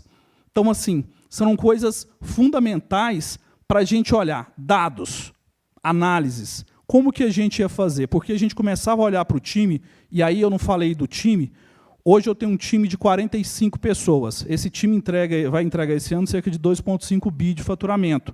Então, é um faturamento per capita bem interessante. Eles têm grandes valores na mão. Eles têm que ter realmente consciência do que estão fazendo e fazer isso com excelência, de forma padronizada. E aí, em 2022, a gente realmente buscou aprimorar, mas principalmente colocar para praticar.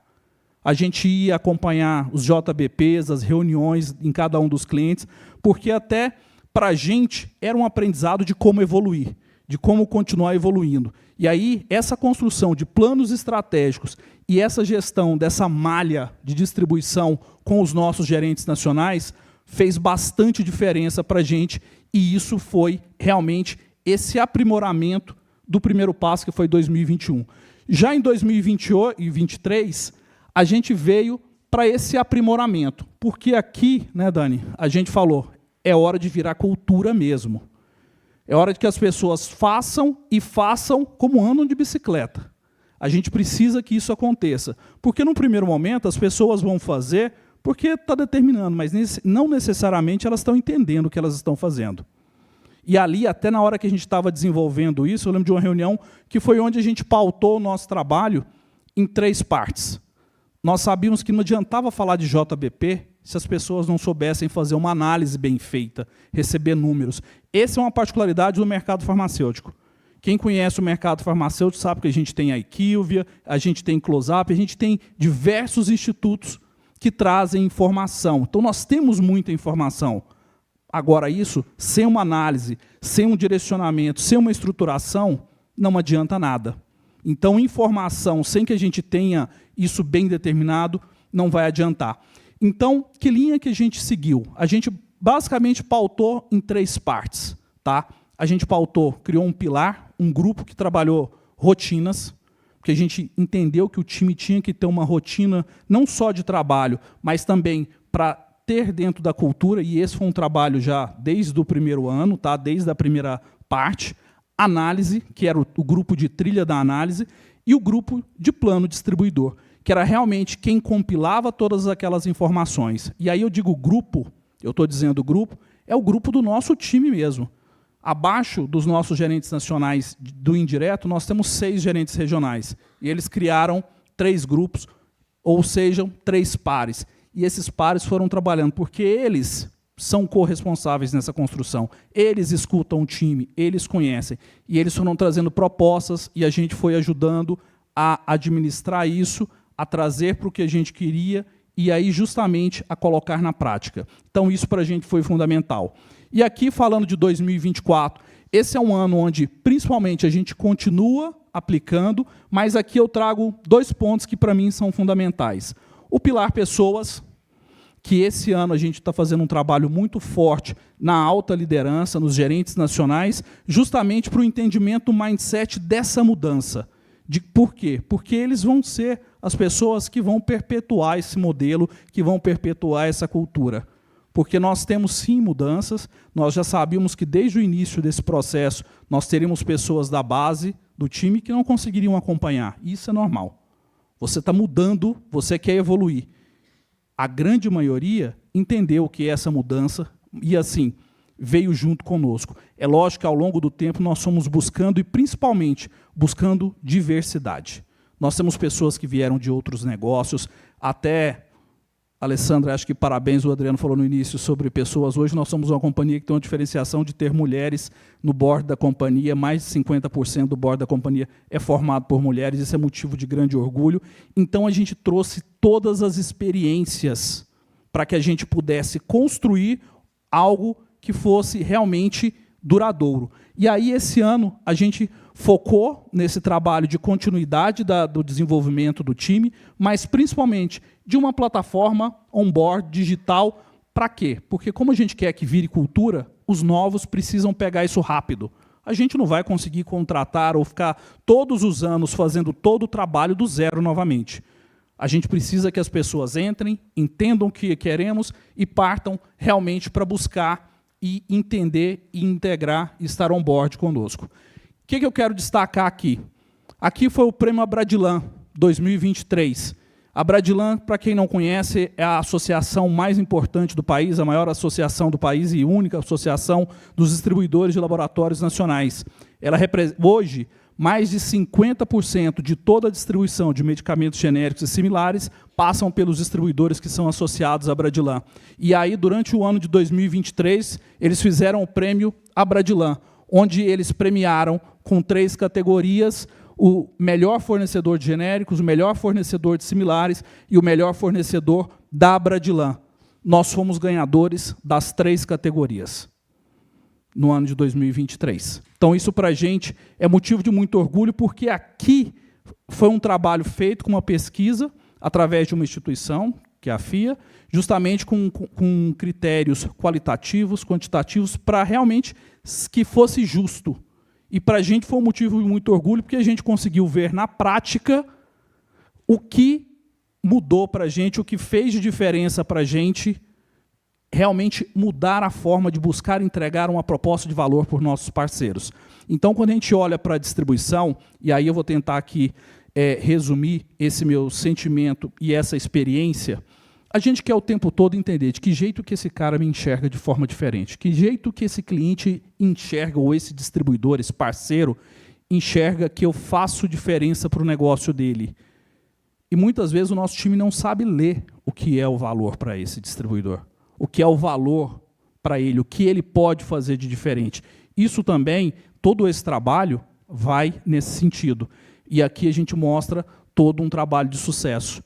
Quando a gente olha para o grande varejo, que é onde a sigla JBP é extremamente difundida, e hoje a gente escuta, eu participo das entrevistas dos nossos times, eu faço questão de pelo menos uma parte do processo estar ali.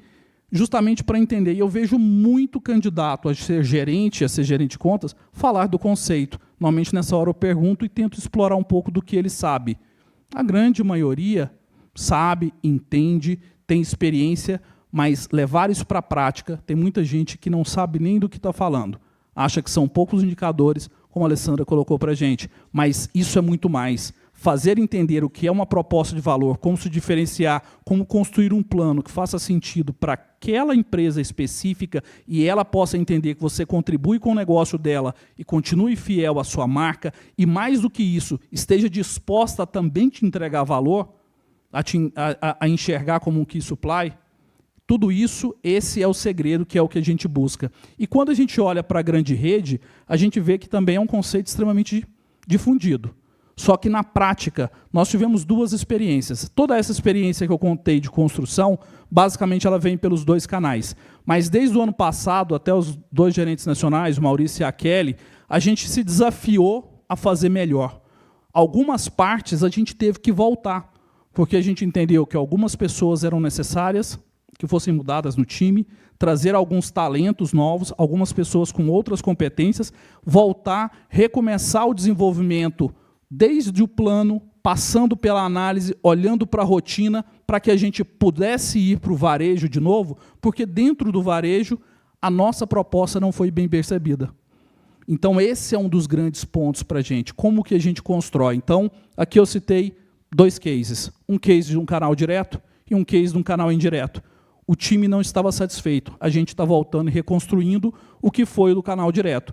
Do canal indireto, a gente está suplementando e continuando com essa evolução. Então, basicamente, aqui no penúltimo slide, só para falar um pouquinho de ambidestria com vocês, que tudo isso foi construído, que eu acho que está todo mundo pensando, ótimo, como é que eu faço isso, que eu tenho meta para entregar ontem? Esse é o grande ponto. Não tem jeito de parar. Você troca o pneu com o carro andando. Então, quando a gente fala dessa ambidestria, a gente tem que olhar para a performance de curto prazo, mas, principalmente, deixar claro a visão de futuro. E aqui eu estou dizendo para vocês que nós estamos longe de terminar o trabalho que nós começamos. E já tem 4 anos. Mas a gente está olhando para frente e tem muita coisa ainda para construir. Então, esse é o principal ponto, perseverança. Aqui já foi falado, acreditar e a gente continuar com esse trabalho. Como se eu fosse falar dessa ambidestria, dos passos, a estratégia corporativa, essa estrutura de canais, esse novo modelo de operações que nós falamos, a viabilidade desse projeto econômico, financeiro, esse foi um dos primeiros pontos quando a gente teve que influenciar a alta gestão naquela ocasião, para que a gente tivesse financiamento para tudo aquilo que a gente estava propondo, e hoje a gente consegue entregar, e hoje é muito mais fácil, porque os resultados já são vistos na prática, e o principal ponto, ir para a execução, e simplesmente reforçando pontos que o Adriano aqui já comentou na fala, que é dados, processos, tecnologia e pessoas. Tá? Todos eles de forma extremamente relevante e importante para o nosso negócio. Aqui o que eu comentei com vocês, do trabalho de evolução constante, essa é a nossa plataforma onboard para os novos, para as pessoas que vão integrando a companhia. Ali eles têm acesso a todo o material para que a gente ganhe tempo. Aqui a gente fala de suporte técnico com transferência de know-how. Isso a consultoria trouxe para a gente, nos ajudou. A gente tinha informação. Eu tenho certeza que todo mundo que atua dentro de uma organização tem as informações, sabe o que tem que ser feito, mas como se amplia, como se padroniza, como isso se torna cultura. Nós tivemos, sim, tempo relevante para desenvolvimento do time, tá? Refinamento constante, essa plataforma digital que eu já comentei com vocês, e vulnerabilidade. A gente cometeu erros no meio do processo, e a gente todos os dias encontra oportunidade de melhorias. Mas é por isso que eu quero dizer para vocês assim, alguns aprendizados. Acho que o primeiro e mais importante deles, não adianta procurar perfeição no primeiro momento. Vocês não vão encontrar, a gente pelo menos não encontrou. Talvez alguém encontre. Mas a versão que eu chamo de 1.0, e isso que foi gravado comigo, porque assim, a gente sobe muito a régua, a gente quer buscar o melhor.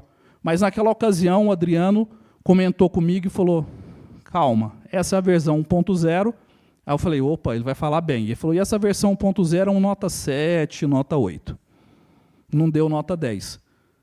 Isso daqui ficou claro para a gente. E aí, todos os anos, a gente vem evoluindo e perseguindo 10. Mas a gente não ganhou ainda, não levou esse 10. Mas o principal ponto é, tem que começar, tem que vir o protótipo, tem que vir a primeira versão e colocar na prática. E aí você vai aprimorando. Engajamento da liderança, acho que a gente já falou bastante. A gestão da mudança no time. E aí sim, não acho que a gente tenha que ficar fazendo revoluções. Eu não sou a favor de revoluções, sou a favor de evolução. E para fazer evolução, você tem que ajudar essas pessoas a irem se desenvolvendo, a irem entendendo o conceito, e vai dar trabalho mesmo. Mas a gente vai conseguindo, dia a dia, mudando a cabeça dessas pessoas. E para fechar, a governança, que o Wilton tanto colocou. Porque para a gente, essa governança, fazer na prática, não deixar o conceito se perder, tudo isso é o que vai perpetuar o modelo.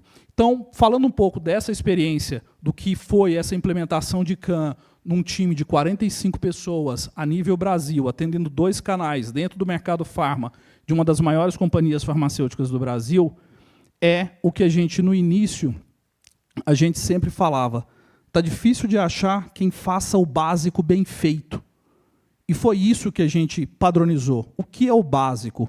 O que nós queremos? Aonde nós vamos colocar? É isso.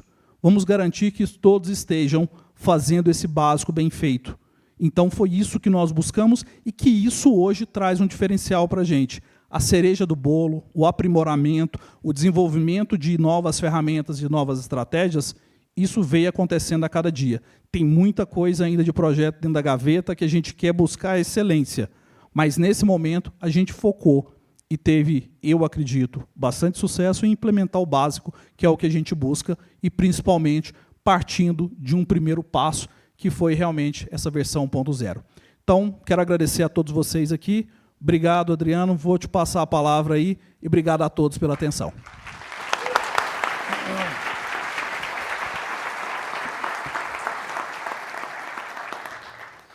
Ei, Márcio, espera só um pouquinho.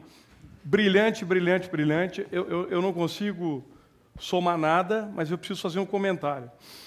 Existe uma definição de líder que é antiga e que ela fala que o líder é aquele que consegue convencer primeiro uma pessoa e depois uma multidão de que juntos eles conseguem ir num lugar que nenhum dos dois sozinho conseguiria chegar.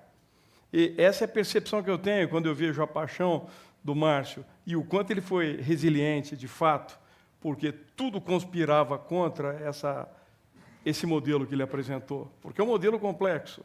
Ele é simpático de apresentar em 6 slides. Agora, o que ele precisa fazer lá e o que o time precisa fazer... Eu estou vendo, tem pessoas que quer ver. Se eu falar JBP, vão ter 2 pessoas desmaiando imediatamente. Ela já está rindo. É isso.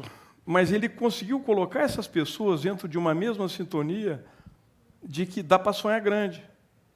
E aí funcionou. Eu acho que é isso, o ponto que você não colocou no slide. Parabéns, meu amigo. Obrigado.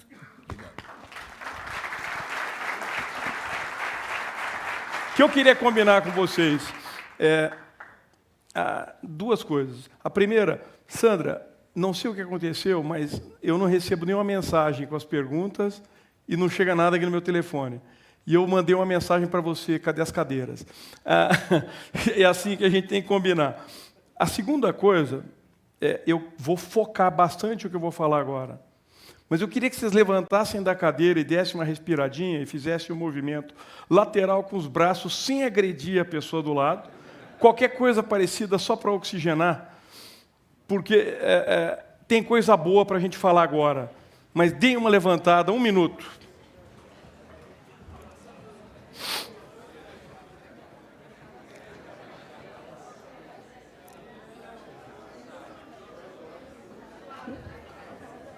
Sempre você me salva essa, hein?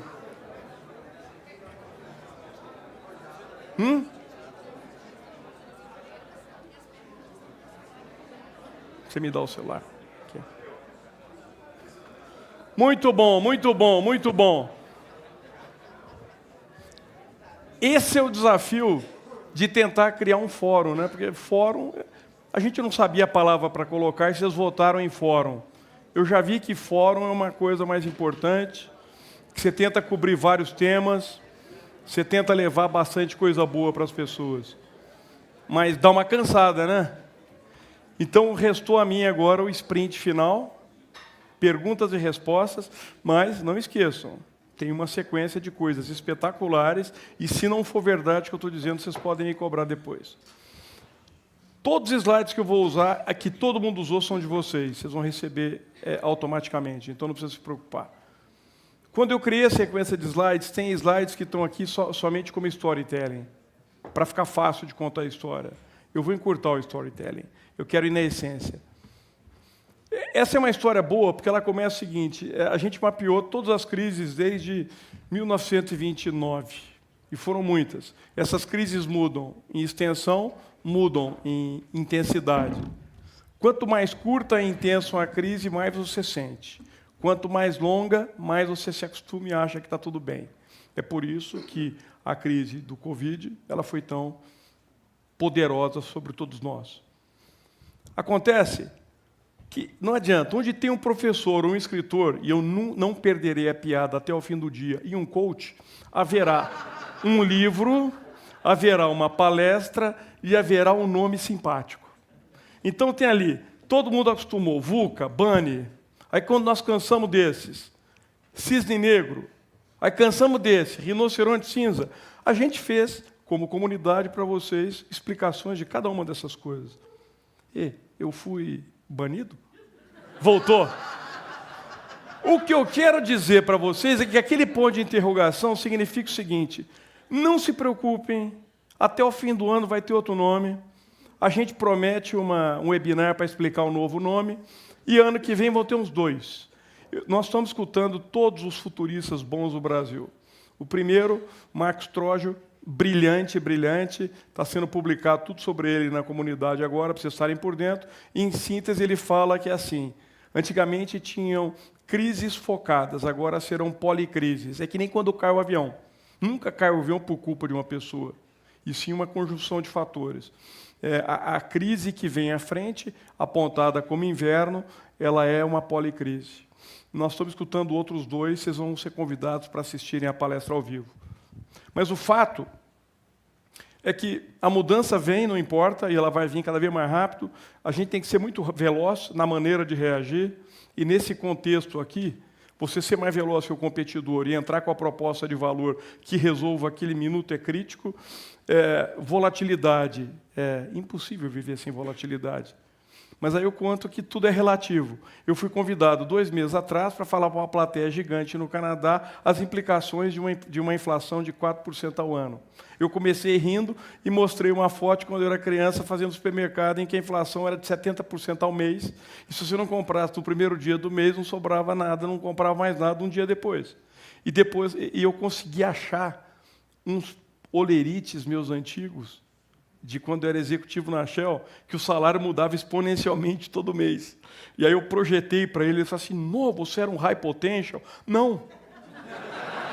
Eu era um coitado, porque isso não repunha a inflação. Quando chegava no final do ano, eu era mais pobre do que entrei.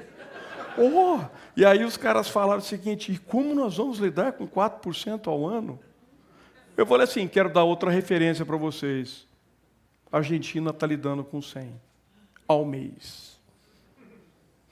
Então, tudo é relativo, mas vai ser novidade. O fato é que tem uma turma, eu ainda não estou fazendo parte dela, mas eu tenho certeza que em 20 anos eu farei. Mas o meu pai faz. Tudo antes era melhor. Eu escuto isso o dia inteiro. Todos meus tios, pais, todo mundo. Aí, eu sou mais científico, eu preciso ver o dado. Então, ok. Aqui tem todas as crises de 29 a 2020. Porque daí eu fiquei com medo de aumentar o número. Se você puxar até 2024, eu dou o resultado. 52 anos horríveis, 40 anos bons. Se eu aumentar mais 4, 56 a 40. Nós vivemos sempre em crise. Sinto muito. Esse dado não é meu. É público. Agora, em cada ano de crise ou cada ano de alegria, alguém se deu bem ou alguém se deu mal. Vocês querem fazer parte de quem se dá bem ou de quem se dá mal? Então façam por onde? Tem que pensar, tem que buscar oportunidade, tem que ser completamente plástico a forma como você pensa, Porque ninguém vai te entregar isso. Todo mundo vai te dar de presente o quê? O pessimismo. Simples. Você vai ligar a televisão, pessimismo. Você vai ler... Não, o Twitter eu não quero mais ler, porque o Twitter só fala o Elon Musk. Agora ele dominou aquele negócio. Eu era fã do Twitter, mas desisti. Então, se você quer ouvir pessimismo, vai na TV. Se você quer ouvir o Elon Musk, você vai no X.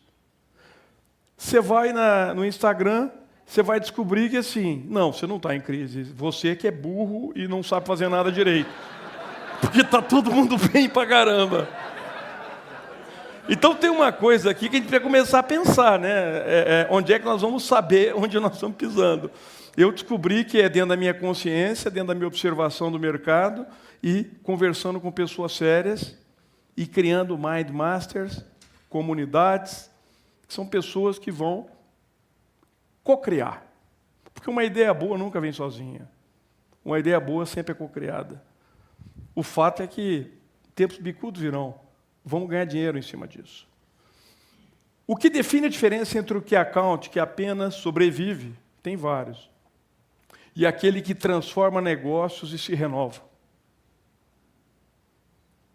Definitivamente eu posso dizer que está dentro da cabeça da pessoa. A minha atividade acadêmica, como você sabe, ela é pequena. Ela não representa mais do que 10%, mas eu levo muito a sério os 10%. E dentro dos meus 10%, eu observo cada pessoa individualmente. E pela maneira como eu observo, é uma coisa incrível o que 31 anos de idade te fazem perceber. Eu já sei mais ou menos quem vai explodir, e eu já sei quem vai ter que fazer o repeteco depois, no dia 2. E isso não é pré-julgamento. Atitude, grit. Quem toma nota compulsivamente gera plano de ação. Quem faz que nem o Wilton, atormenta o professor até a insanidade. Olha onde chegou, mas tem disso. Eu quero que vocês reflitam. Eu sei quem vocês querem ser, senão vocês não estariam aqui. Vocês fariam parte dos 66% que se inscreveram e não vieram. Esse é um bom pensamento, esse é um bom filtro. Imagine você operando não uma, mas 2 vezes ou 3 vezes melhor. Isso traz algum sentimento dentro de você? Como você se sente? Te empodera, não? Está longe? Então me responde essa pergunta. Por que você não chegou lá ainda? Está buscando. Eu queria essa resposta, porque eu quero linkar com o que o Márcio falou. A busca eterna te leva a lugar nenhum. A gente tem que mirar e dar o primeiro passo. E aí você acredita e dá o segundo passo.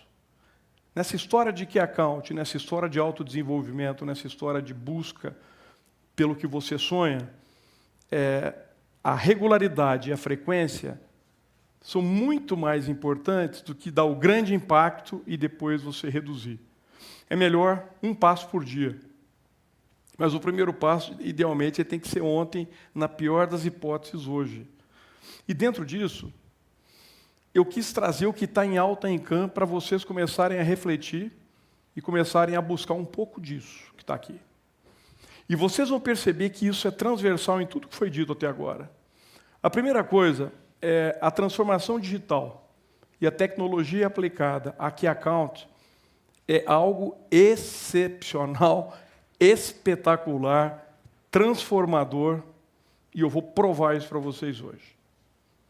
O segundo, existe um número exponencial de estrutura CAN acontecendo.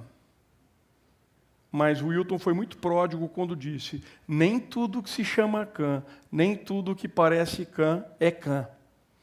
E aí você precisa, e eu sei que isso é sofrido, porque muitas pessoas me procuram nesse ponto, fazer a sua autoavaliação e tomar uma decisão.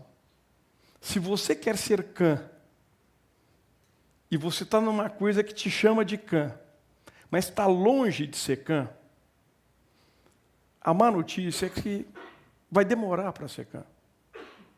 Logo, se CAN é seu objetivo, Você tem que correr atrás disso. Então, não é incomum eu receber perguntas assim: eu era Customer Success, mudaram meu nome para CAN e continuo fazendo a mesma coisa. Sou CAN, professor? Não.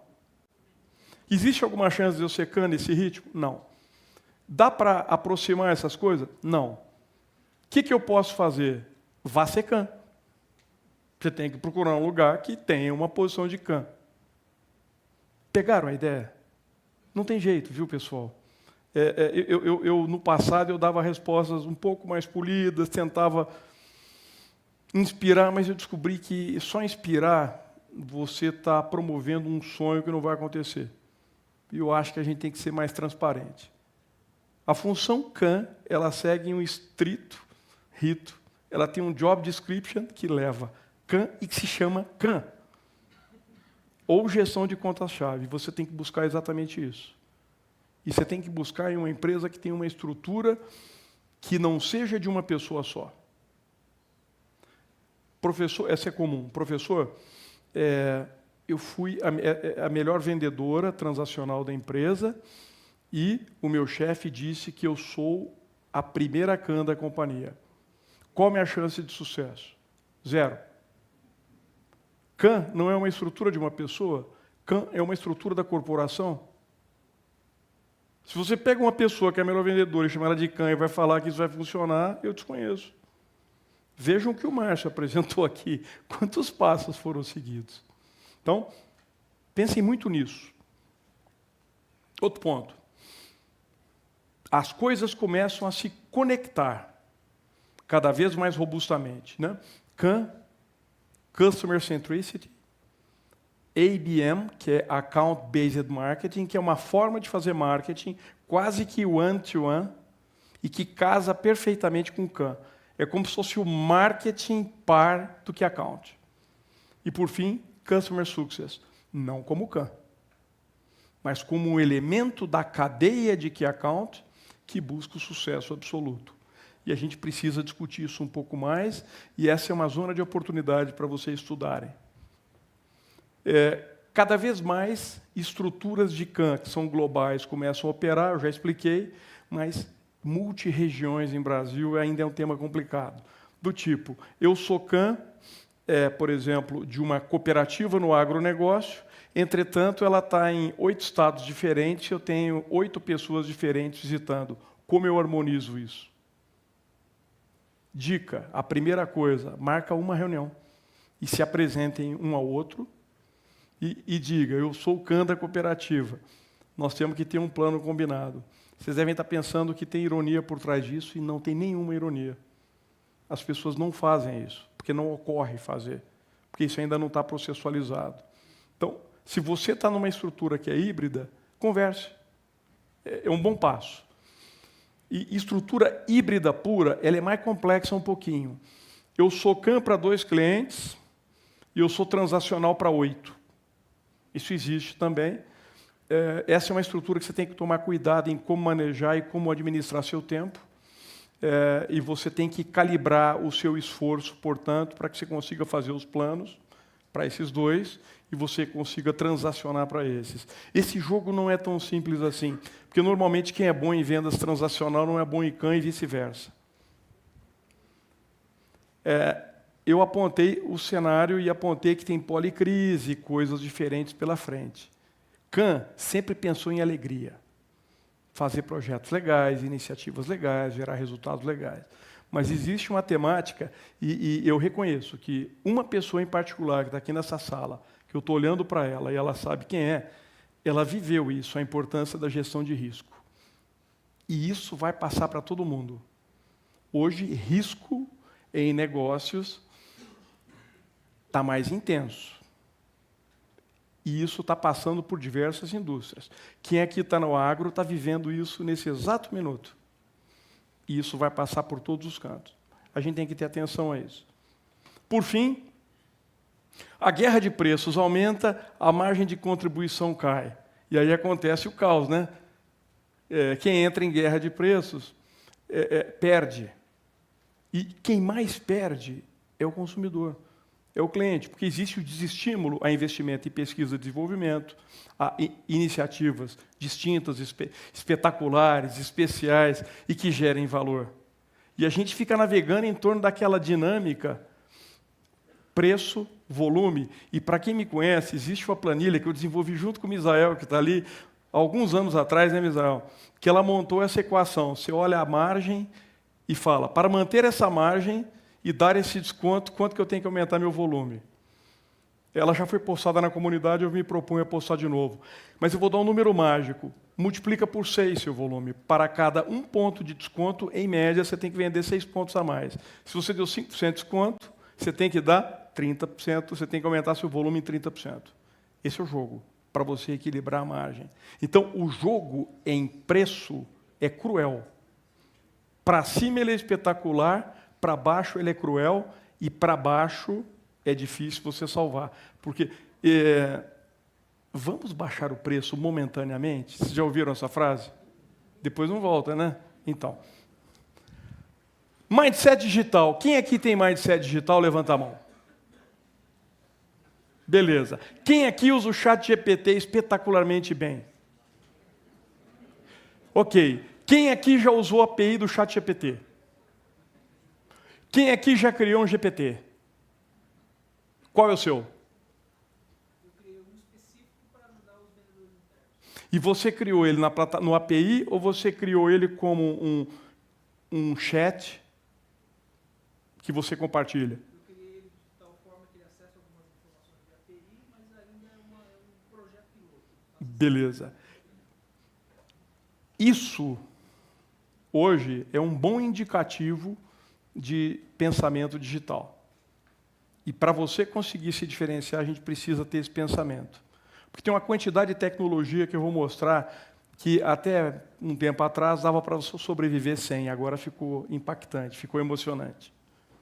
Eu coloquei ela aqui para vocês. Primeira camada, CRM, e aqui eu não discuto qual, cada organização vai buscar seu tamanho. Aqui vale de Agenda e Pipedrive até Salesforce, tudo depende da sua organização. Automação de marketing. Aqui vale desde automação mais simples até um RD Station, um HubSpot. Gestão de projetos e atividades. É praticamente impossível você tocar uma estrutura de CAN sem um sistema que gerencia projetos e atividades entre áreas. Aqui vale Monday, ClickUp, Asana ou ferramentas mais sofisticadas. Segmentação e personalização automatizada. Aqui eu preciso dado e eu preciso inteligência artificial. A última versão do ChatGPT faz isso hiper, mega bem. Escuta social e engajamento proativo. Todo mundo tem que ser stalker do seu mapa de poder de alguma maneira. Não tem jeito, porque isso começa a fazer parte da maneira como você entende comportamentos e como você ajuda a resolver questões. Demonstrações virtuais e interativas. Aquela coisa de fazer a apresentação do seu PowerPoint, esse negócio está ficando meio engessado, meio antigão. A gente tem que inovar nisso. Como é que eu faço isso? Como é que eu crio simuladores de geração de valor em que eu mostro que a minha ideia é tão boa que, através de todos os mecanismos que eu vou mexer, ela vai gerar maior impacto para você e para mim do que a simples variável preço? Aliás, um comentário. O preço tem um mega problema, e isso é provocativo. Quer ver? Edi, se eu te der R$1.000, quanto vale R$1.000? Profunda essa questão, né? Vale 1.000. Né? Te dei 1.000, você ganhou 1.000, vale 1.000. Beleza. Você que gosta de viagem, você trabalha dentro do setor e etc.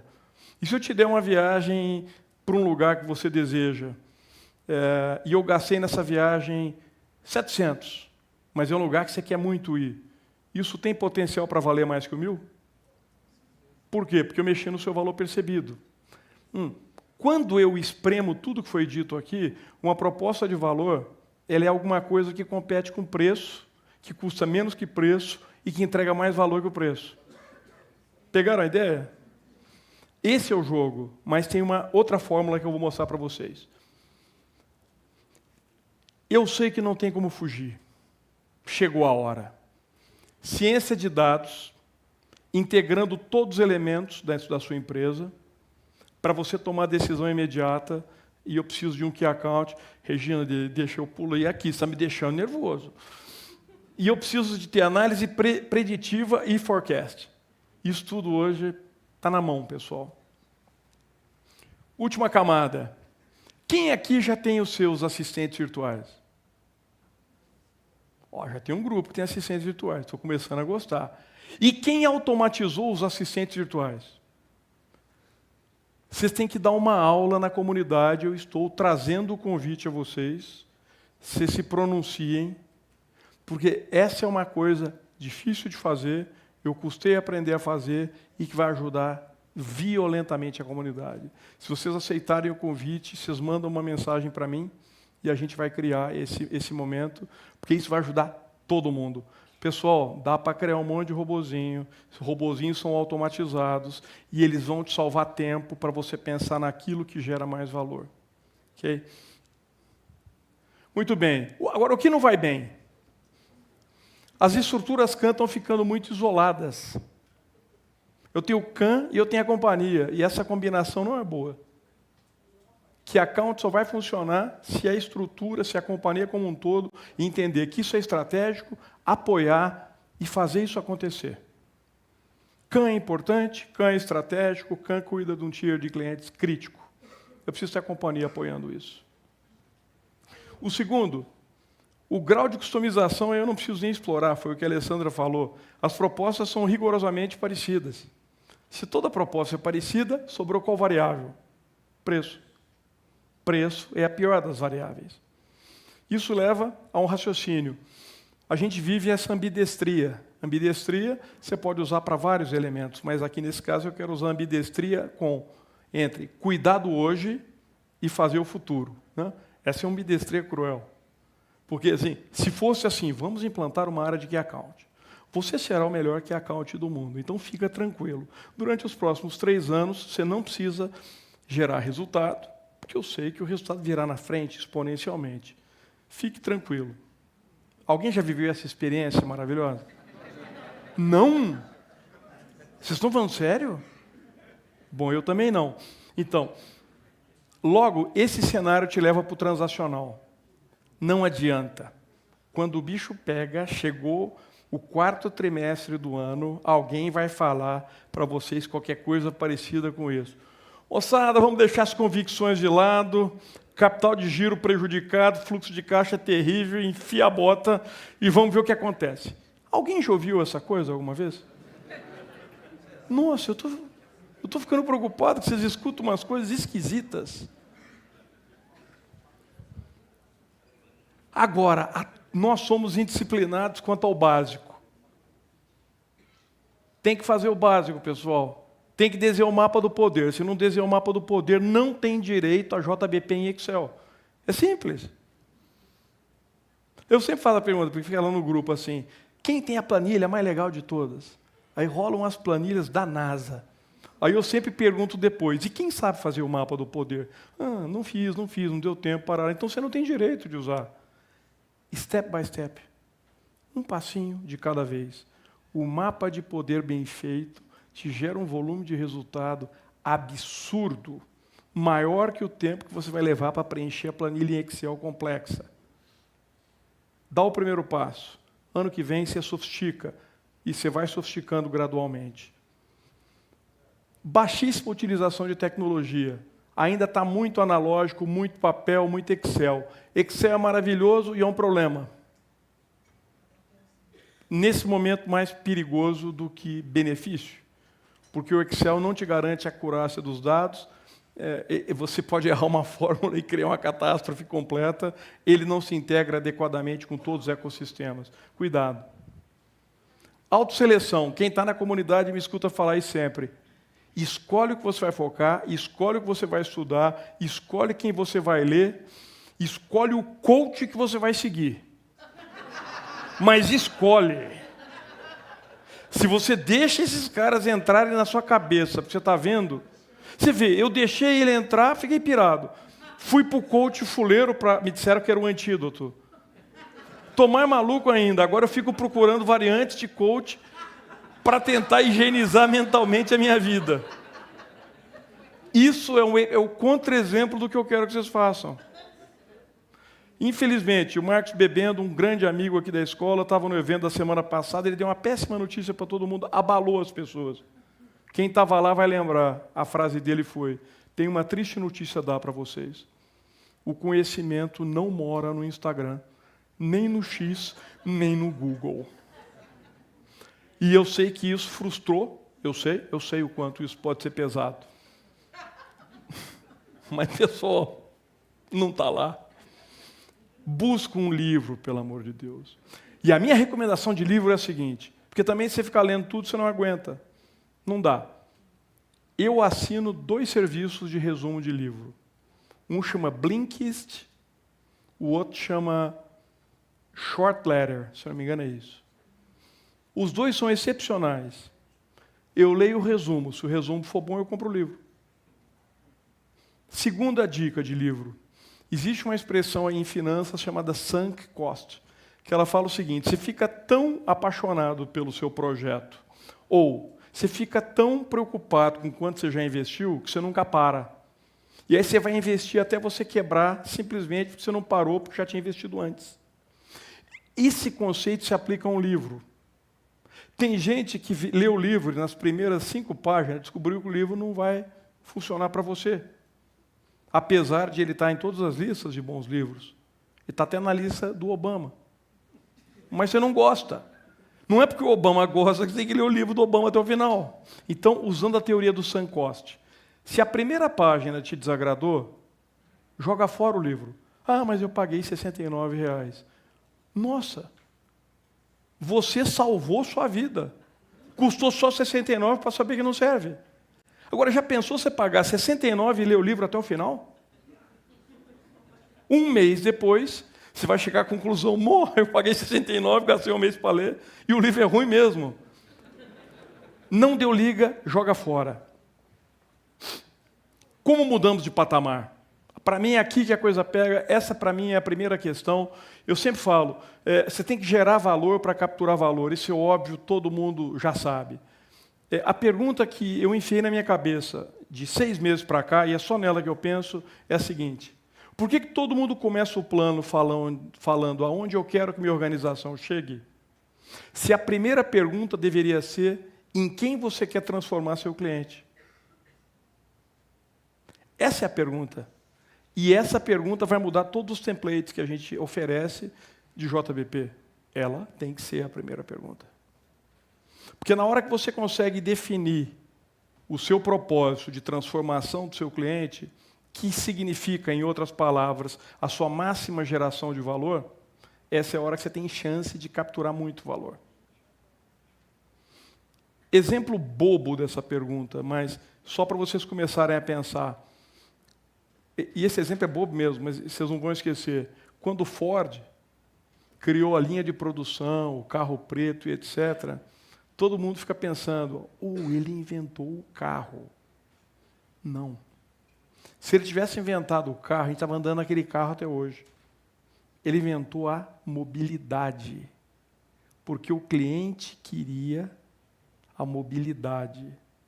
Quando Steve Jobs foi contra aqueles telefones espetaculares que a gente usava, Motorola, 550, Ericsson, a maioria daqui não teve a felicidade de não sofrer com isso, mas alguns de nós, talvez eu, talvez você, ele não inventou o smartphone. Isso é ridículo. Ele inventou a mobilidade total. Hoje, você anda com o telefone aqui, você tem tudo dentro do telefone, menos falar. Falar é secundário. E o que o Elon Musk e toda a turma do carro autônomo está inventando agora, então? O passageiro. E olha a jogada. Você vai para passageiro, você vai consumir muito mais. O que você vai ficar fazendo dentro do carro? Consumindo. Então você está potencializando o aumento do consumo, você está desviando uma conduta tradicional e criando uma nova forma, e você está levando o seu cliente para um novo patamar. Por que eu usei esses 3 exemplos? Porque se eu perguntasse: Wilton, o que você espera de um telefone? Ele nunca ia saber o que o Steve Jobs descobriu. Logo, A escuta ativa do cliente é importante, mas você compreender a jornada inteira e você tem conhecimento técnico mais profundo para isso, vai te permitir chegar a sacadas mais inteligentes, como essas que eu falei agora. Então, para mim, isso deveria valer o JBP daqui para frente. Agora, aqui a turma já falou, né? Ambidestria, operação do futuro, o seguinte, tem que ter fé, fatiar a complexidade, planejamento eficiente e executar bem. E esse é o mundo, esse infinito aqui, ele deveria representar a nossa cabeça como Key Account. Do lado direito está a proposta de valor atual. Do lado esquerdo está a proposta de valor que você está inventando todo dia. Isso é um ciclo infinito, porque você tem que destruir sua proposta de valor, senão o mercado te destrói. Ou seja, e essa é uma frase espetacular, a autodestruição propositiva permite que você se reinvente antes que o mercado faça. Então, a nossa cabeça como CAM, ela vive uma proposta de valor hoje, que eu levo a um cliente, e ela está constantemente criando qual é a próxima. Com isso, eu deixo algumas mensagens para vocês. A primeira, a transformação é inevitável. Você lidera isso, a sua transformação, ou você vai ser atropelado por ela? Eu tenho certeza absoluta da resposta de vocês. Mas essa é importante. O que vocês vão fazer com isso aqui amanhã? Quais são 3 coisas que vocês anotaram daqui que vocês vão executar amanhã? Porque lembra, o melhor dia para começar foi ontem. Não dá mais tempo. Então nós vamos ter que começar amanhã. Eu preciso que vocês se fixem nessa ideia. Só que tudo isso tem que ser absolutamente simples. Tem uma frase que eu amo que fala que a simplicidade é o ápice da sofisticação. Tem gente que fala que simples é coisa de burro. Eu já penso justamente o contrário. Quem consegue chegar na simplicidade tem que ser muito inteligente. Então, na minha visão, é essa perseguição que a gente tem que fazer. Nesse momento, eu quero lembrar vocês de mandarem as perguntas. E aí nós vamos fazer o seguinte, tá? Nós vamos fazer 5 perguntas que eu vou fazer junto com o Márcio, com a Alessandra e com o Wilton. E, em seguida, vai vir uma sequência de 4 minutos de novidades bombásticas, uma atrás da outra. E a gente, com um atraso de 10 minutos, vai para um bom networking lunch. E a escola preparou um outro lanche, muito bom, aliás. Ok? Vocês aguentam? Então, energia, vem para cá, Márcio, Alessandra e o Wilton, a gente senta aqui. Eu só precisava de um telefone, tá, Sandra, para eu saber as perguntas do grupo. Onde vocês preferirem, tá? E acho que tem microfone para todos ali.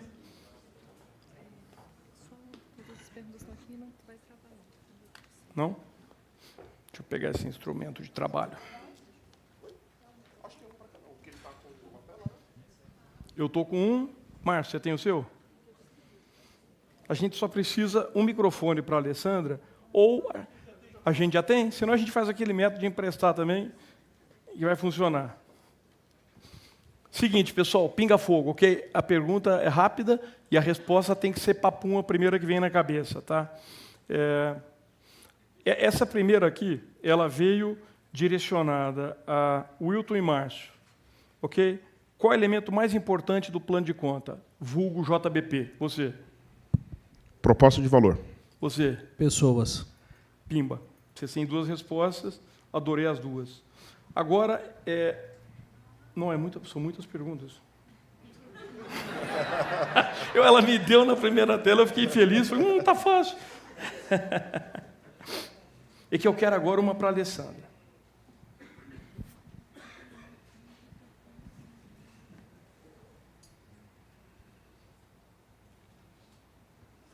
Alessandra, essa pergunta aqui foi feita para você, tá?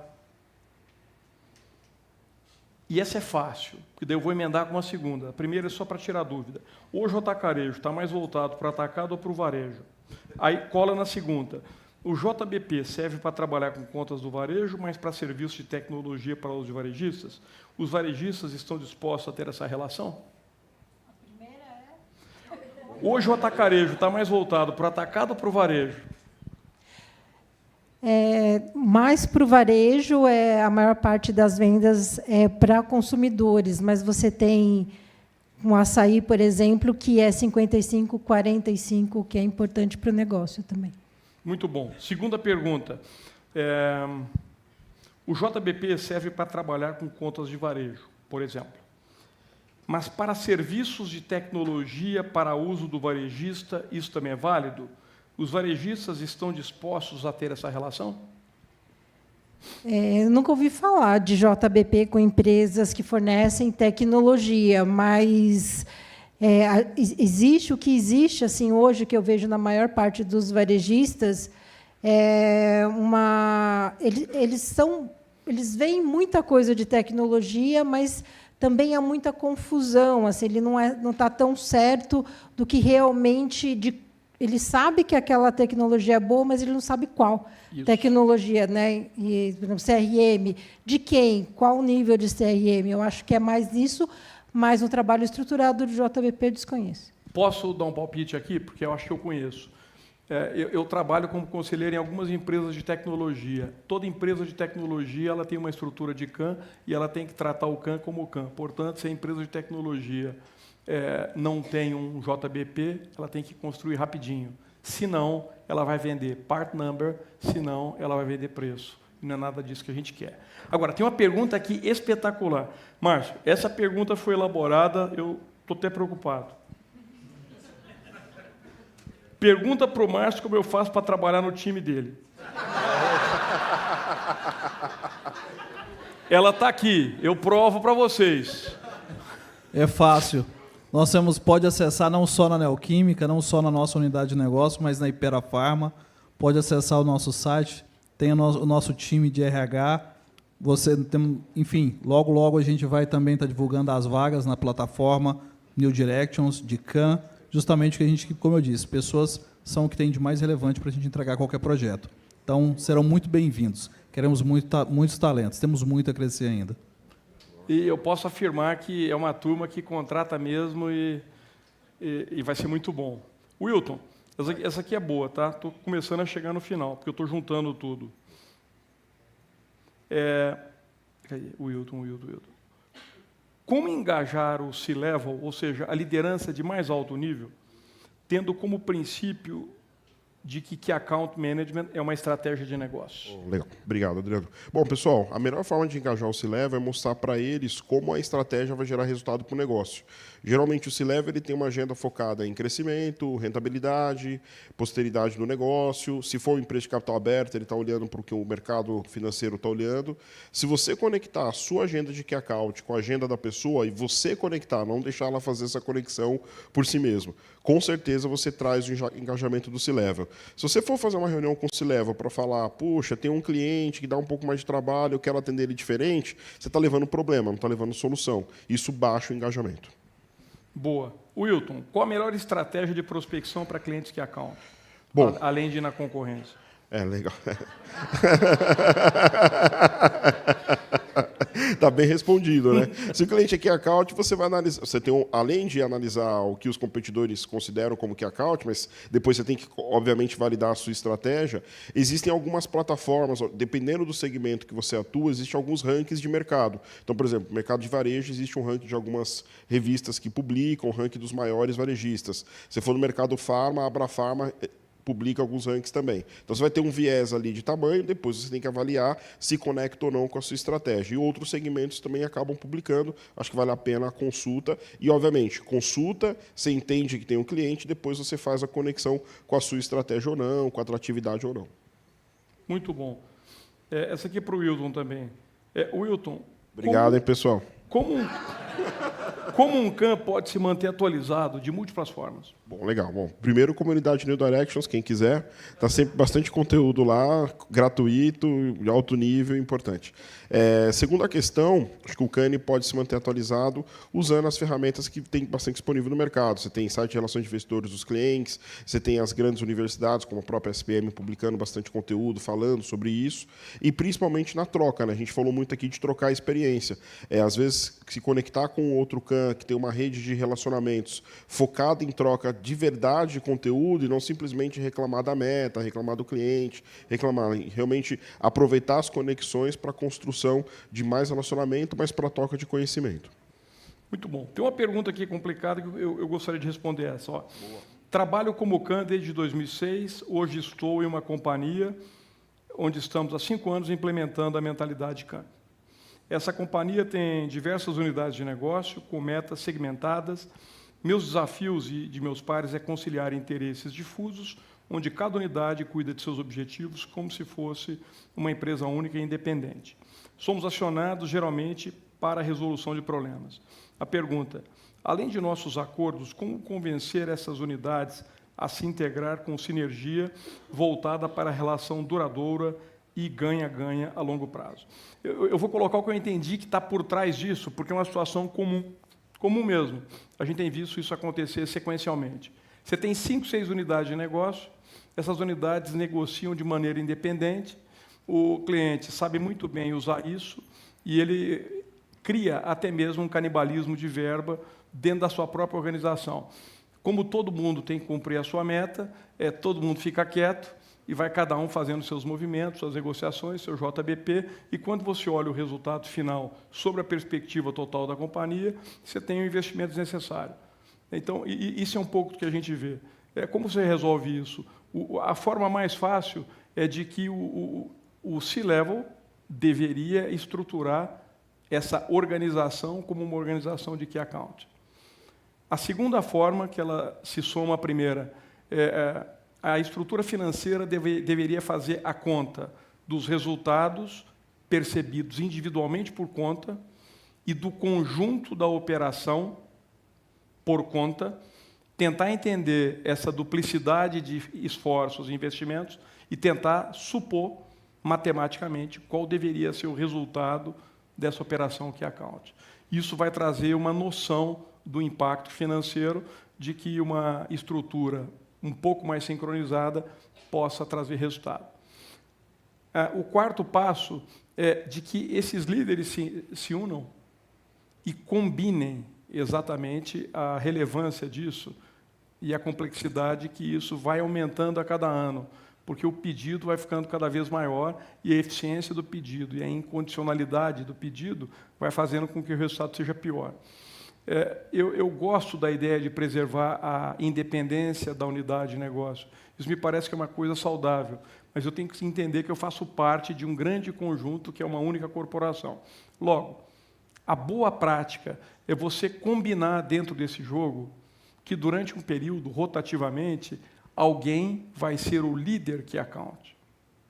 Ser o líder Key Account não significa que você vai tomar decisão da outra unidade, mas que você é responsável por juntar todos para uma reunião, para que todos apresentem seus planos, para que se discutam prós e contras, para que se discutam as otimizações de performance, as otimizações de investimento. Isso vai voltar para que cada um tenha seu JBP independente e, idealmente, isso é apresentado em conjunto. Você se mostra com mais força, você tem o poder da sua escala sendo efetivado, o jogo foi combinado, pelo menos dentro de casa, e você vai como uma frente única. Então, esses 5 caminhos, me parece que são uma tentativa de responder essa pergunta. Oi. Eu acho que está bom de pergunta, porque vocês vão conhecer algo agora que vai ajudar com essas perguntas que estão aqui. Então, eu queria que vocês ficassem aqui, tá? Ok?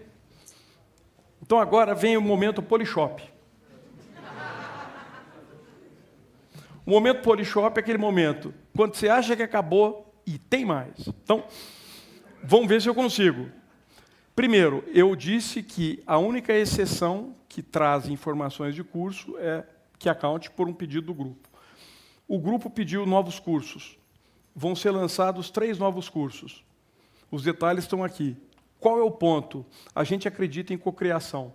Aquele QR Code vai te levar a cada um dos 3 cursos que estão colocados aqui. E eu gostaria que vocês colocassem todos os temas, todas as questões, tudo aquilo que você gostaria de enxergar nesse curso, de tal maneira que esse curso fosse um reflexo daquilo que vocês precisam.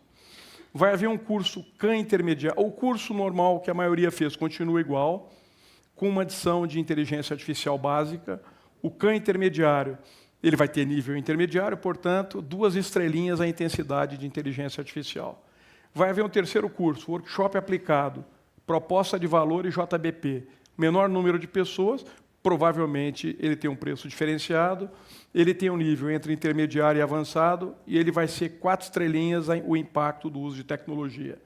Por fim, vai ter um curso que foi um pedido de vocês, liderando estruturas CAN de alta performance. O nível é intermediário e ele vai ter um uso de inteligência artificial em 3 estrelinhas. Meu pedido, a gente precisa fechar isso rápido, e aquele QR Code leva vocês a escreverem tudo que vocês querem, tudo que vocês acreditam, tudo que vocês gostariam de aprender. Próximo. A gente conseguiu colocar de pé, após um tremendo inverno, não foi fácil, o GPT-CAN. E ele está disponível para 100% de vocês a partir desse segundo. Ele se chama CAN Insights Pro. Vocês vão acessá-lo através do QR Code que está aqui à esquerda. Se ele não responder nenhuma bobeira e nenhum delírio, mérito do time. Se ele vacilar, botem a culpa no OpenAI e no Elon Musk e no Pablo Marçal. O fato é que a coisa mais importante para mim, você tem todo o conhecimento que esse grupo aqui tem a respeito de Key Account. Não tem nada que não está aí. Particularmente, eu quando venho para cá, eu levo umas quase 30 horas para chegar aqui. Eu fiquei 30 horas testando, aí a gente subiu de novo, mais outras tantas 30, mais um monte de gente testando, e hoje, eu ainda, antes de entrar aqui, fiquei obcecado fazendo perguntas absurdas, perguntas difíceis, para tentar encontrar a resposta. Então, dentro do nosso melhor julgamento, a gente está entregando um GPT para vocês de uma qualidade nota 8. Aquele QR Code que está lá em cima, ele é o mais importante. Porque você só coloca o mecanismo de inteligência artificial de pé com qualidade se ele for retroalimentado com experiências. Então, eu quero pedir para que vocês bombardeiem aquele QR Code de cima. Usem, perguntem, e lá você tem que escrever tudo o que vocês acham. Suas críticas, suas sugestões, que você não gostou da resposta, que você esperava um outro padrão de resposta. O meu entendimento com o time técnico é que entre hoje e dezembro, se todo mundo nos passar as devolutivas, a gente vai subir para estrondosos nota 8.2. Ok? E isso é uma meta. O ano que vem a gente vai chegar a 8,5, 9, 9,5, 10. Mas pelo teste, assim, eu me senti muito, muito confortável de trazer essa novidade para vocês. E isso vai acontecer em outras frentes que a gente gosta. Então vai ter um chat GPT de planejamento estratégico, vai ter um GPT de marketing estratégico, e o objetivo disso é que o conhecimento seja absolutamente disseminado, sem filtro, sem custo, para todas as pessoas. Então, queria que vocês usassem, abusassem, mas eu tenho um pedido. Vocês têm que mandar para mim o feedback através daquele mecanismo. Ok? Isso ajuda ou não?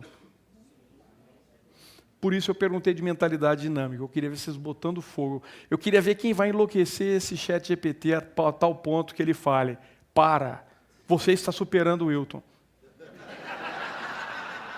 Wilton, eu coloquei no código, a Sandra é testemunha. Eu coloquei num código. É verdade.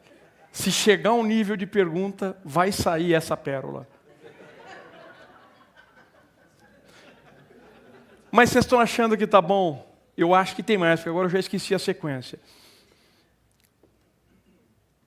Tem mais. 4 eventos em breve do New Directions esse ano. Tá?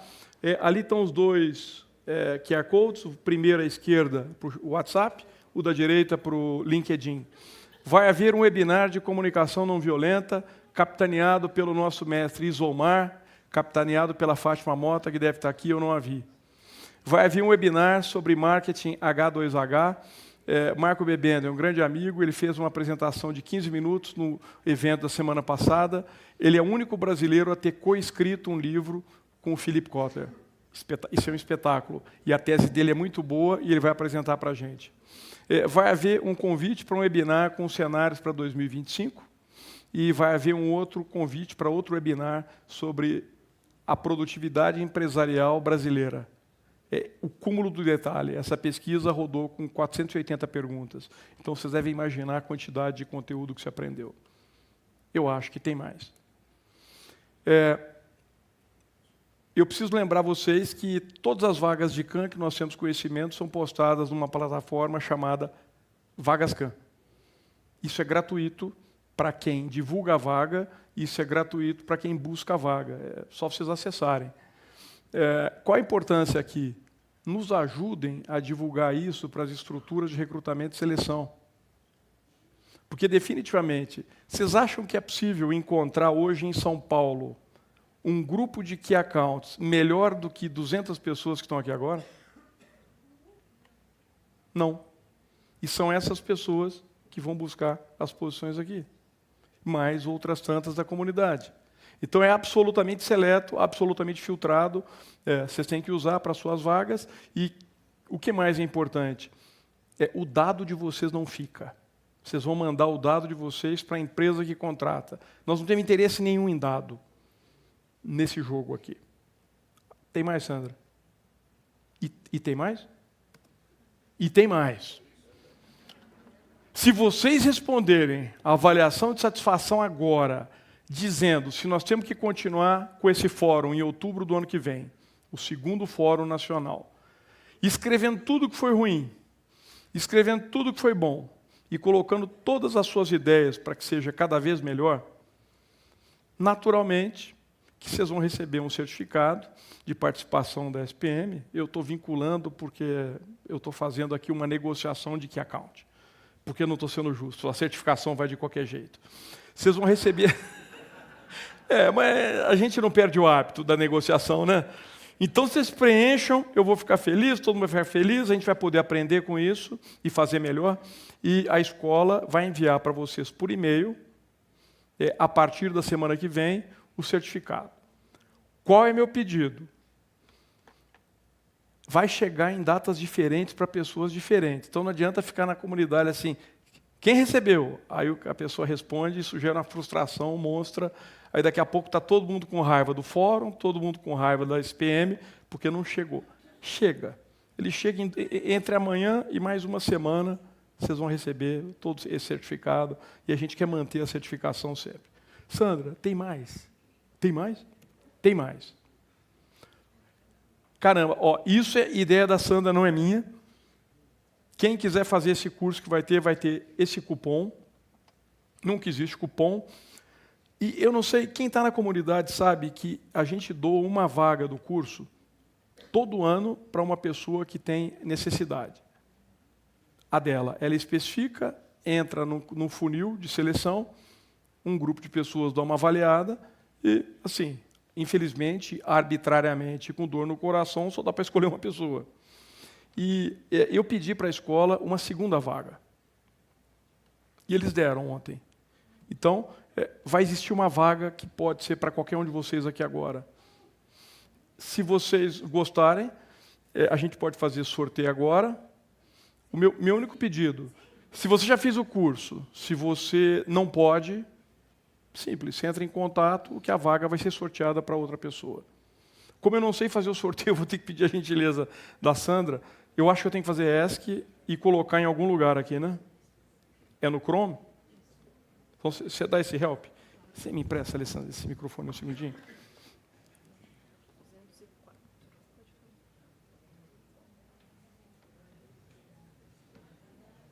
Pessoal, boa noite. Pessoal, boa noite. Então, nós vamos sortear entre 1 e 204, que foram as pessoas que confirmaram a presença aqui. Já estamos com a lista e a gente só pede para, se a pessoa já tiver participado do curso, né, já for aluno do curso CAN de AZ, informar que a gente faz o sorteio novamente, certo? Eu ajudo você a ler aqui. Ok. 80. 80. 80. Gabriel Paulino, está por aí? Já fez? Já fez curso? Obrigado pela integridade, pela honestidade, Gabriel. Parabéns, de qualquer forma, você é sortudo, hein?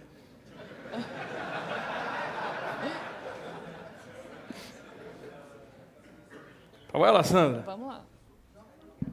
177. 177.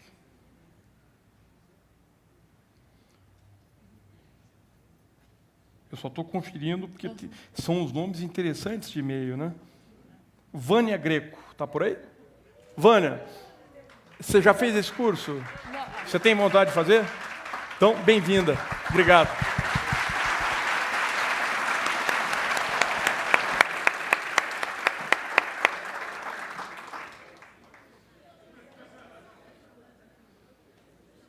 Obrigado, Sandra.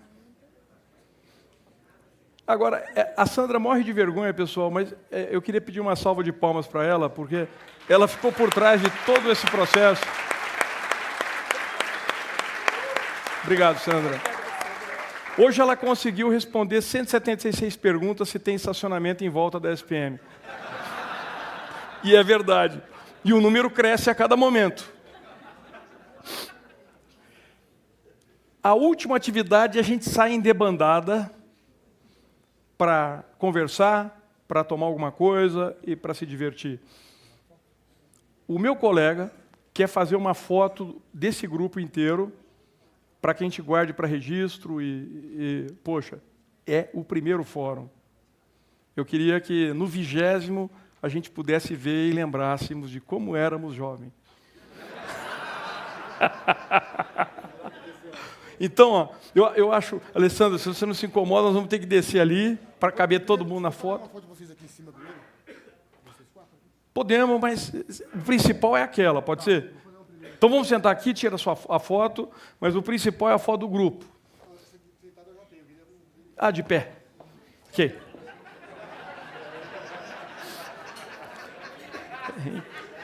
Vamos colocar aquela regra fundamental, né? Eu não sei se você concorda, Alessandra. Busto acima.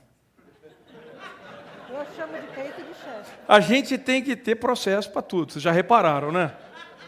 Então o processo é busto acima, por favor.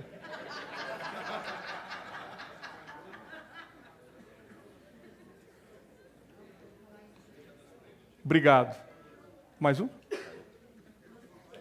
Agora vamos fazer a mais legal, com todo esse grupo. Como o senhor quer? Todo mundo sentado, de pé, feliz, triste? Hã? Feliz, mais alguma instrução? Se puder acender a luz para todo mundo aparecer. Davi, se você pudesse acender a luz para todo mundo aparecer. Sentado é melhor. Isso. E a gente podia fazer uma assim, que eu vi um dia fazendo. Faz uma civilizada primeiro.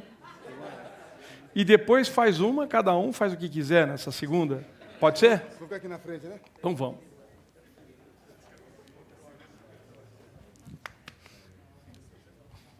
Obrigado.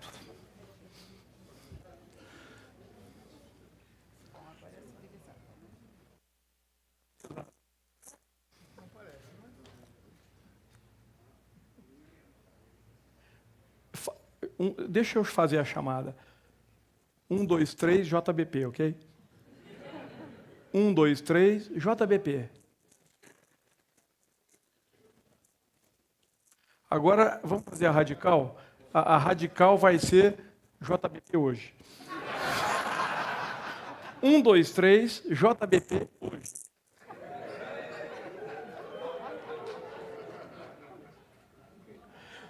Obrigado a vocês, muito obrigado pela tradução. Obrigado, pessoal. Vamos lá fora? Obrigado. Lindo trabalho. Deixa eu agradecer eles ali.